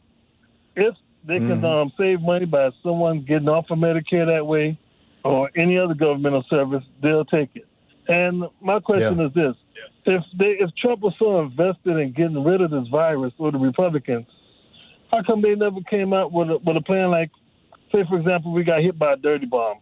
What would be the first thing that you think would happen in these Americans, in any American city that got hit by one or more dirty bombs? We are completely unprepared for that, Charles. You know, you and I have talked about this in the past. We're unprepared for a biological attack. We're unprepared for a natural disaster, which is arguably what COVID is, because we have no national health infrastructure, or at least no centralized national health infrastructure. It's not efficient.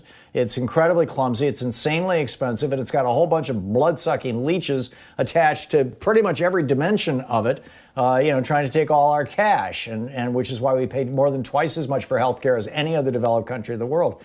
So I'm with you. I think that this response has been insanely reckless.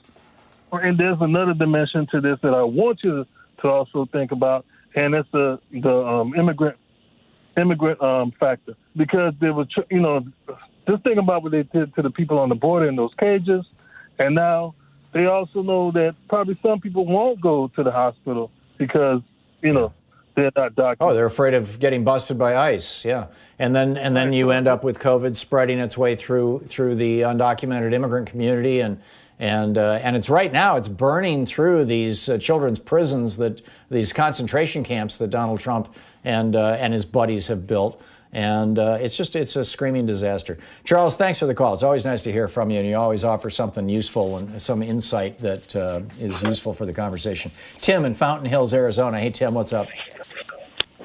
Good morning, Mr. Tom. I've got a real quick question for you. Could you speak for just a few minutes regarding whether the supremacy clause outweighs what we consider our rights of self-defense as we the people?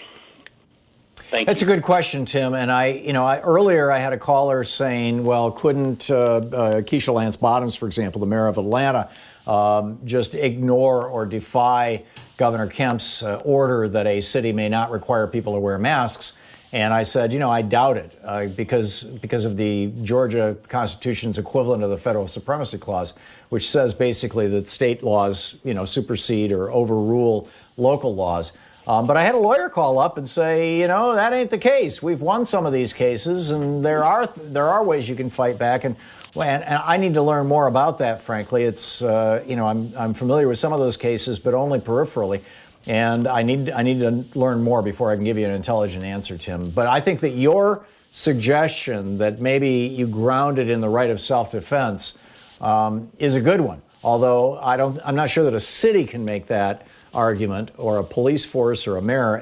That would more be an individual one. But yeah, I'm with you, Tim. Thank you for the call. Jasper in Atlanta, Georgia. Hey, Jasper, what's up? Hey, how you doing, Tom? Good. What's on your mind? There's two things. One thing is that this thing that they call the coronavirus thing Trump is dealing with, I think he's using it as a overall voter suppression technique, and he's not going to do anything about that until maybe about the time of the election. Then he might put a whole lot of restrictions in place that will stop a whole lot of people from coming out. And I think we've been dealing with him and giving him the benefit of the doubt, but he's actually an organized crime unit, and it's going to take the RICO Act and something else to restore this country back if they want this country back, because him being a money launderer all his life and been a front for the quote-unquote Jewish mob, what he's doing now is a replica of what the GRE... Yeah, when you say Jewish mob, I move on. Leslie in Central Square, New York, you have the last minute. Leslie, what's up? Hi, Tom. This is Les. Hey, this is ridiculous about the stealing the vote all the time. It's been happening for 20 years now. Democrats got to stand up, do the same thing they're doing. In Democratic states, you put one spot in the state, from anything that says just for Republicans voting. That's it. Do the same thing they're doing. There was one person in it, okay? One person, one voting machine. They can do that. If they can do the other stuff, they can do that. Wait a minute. What am I missing here, Leslie? Les, how do you do this? What are you talking about? Okay, you set up one polling spot, okay, for Republicans in Democratic states. You can't do that. Okay? You can't do that. Why That's not? not equal protection under the law. It's banned by the 14th Amendment. Well, they aren't giving you protection. Yeah, but if you do something for anybody, you've got to do it for everybody. I mean, generally speaking. Leslie, thank you. Unless you're trying to help somebody who has been injured as a consequence of public policy or whatever. Obviously there are different rules for people who are disabled and different parking spaces and things, but that doesn't violate the 14th Amendment. But generally speaking, if you're going to do that, you've got to do it for everybody. Thanks a lot for the call though, and thank you for being with us today. We'll be back tomorrow, same time, same place. First hour, Congressman Mark Pocan. Second hour, Congressman Ro Khanna taking your calls. It's going to be Town Hall Friday. We'll be back then. Have a great day. Tag you're it. Get out there, get active. Be good to yourself and people. You've been listening to Thom Hartmann. For audio and video archives, visit thomhartmann.com.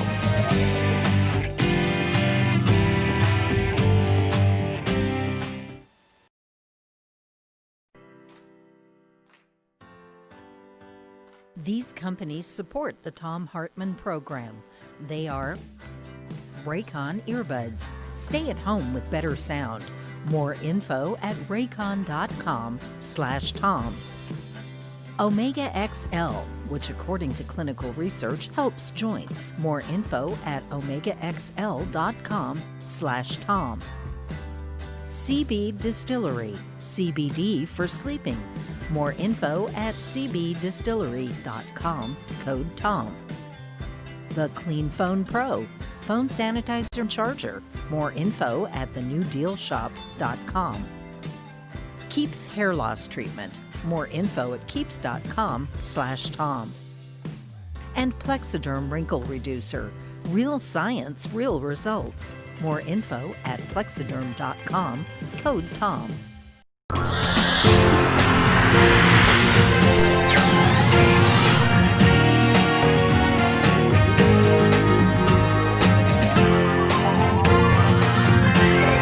We say fight back!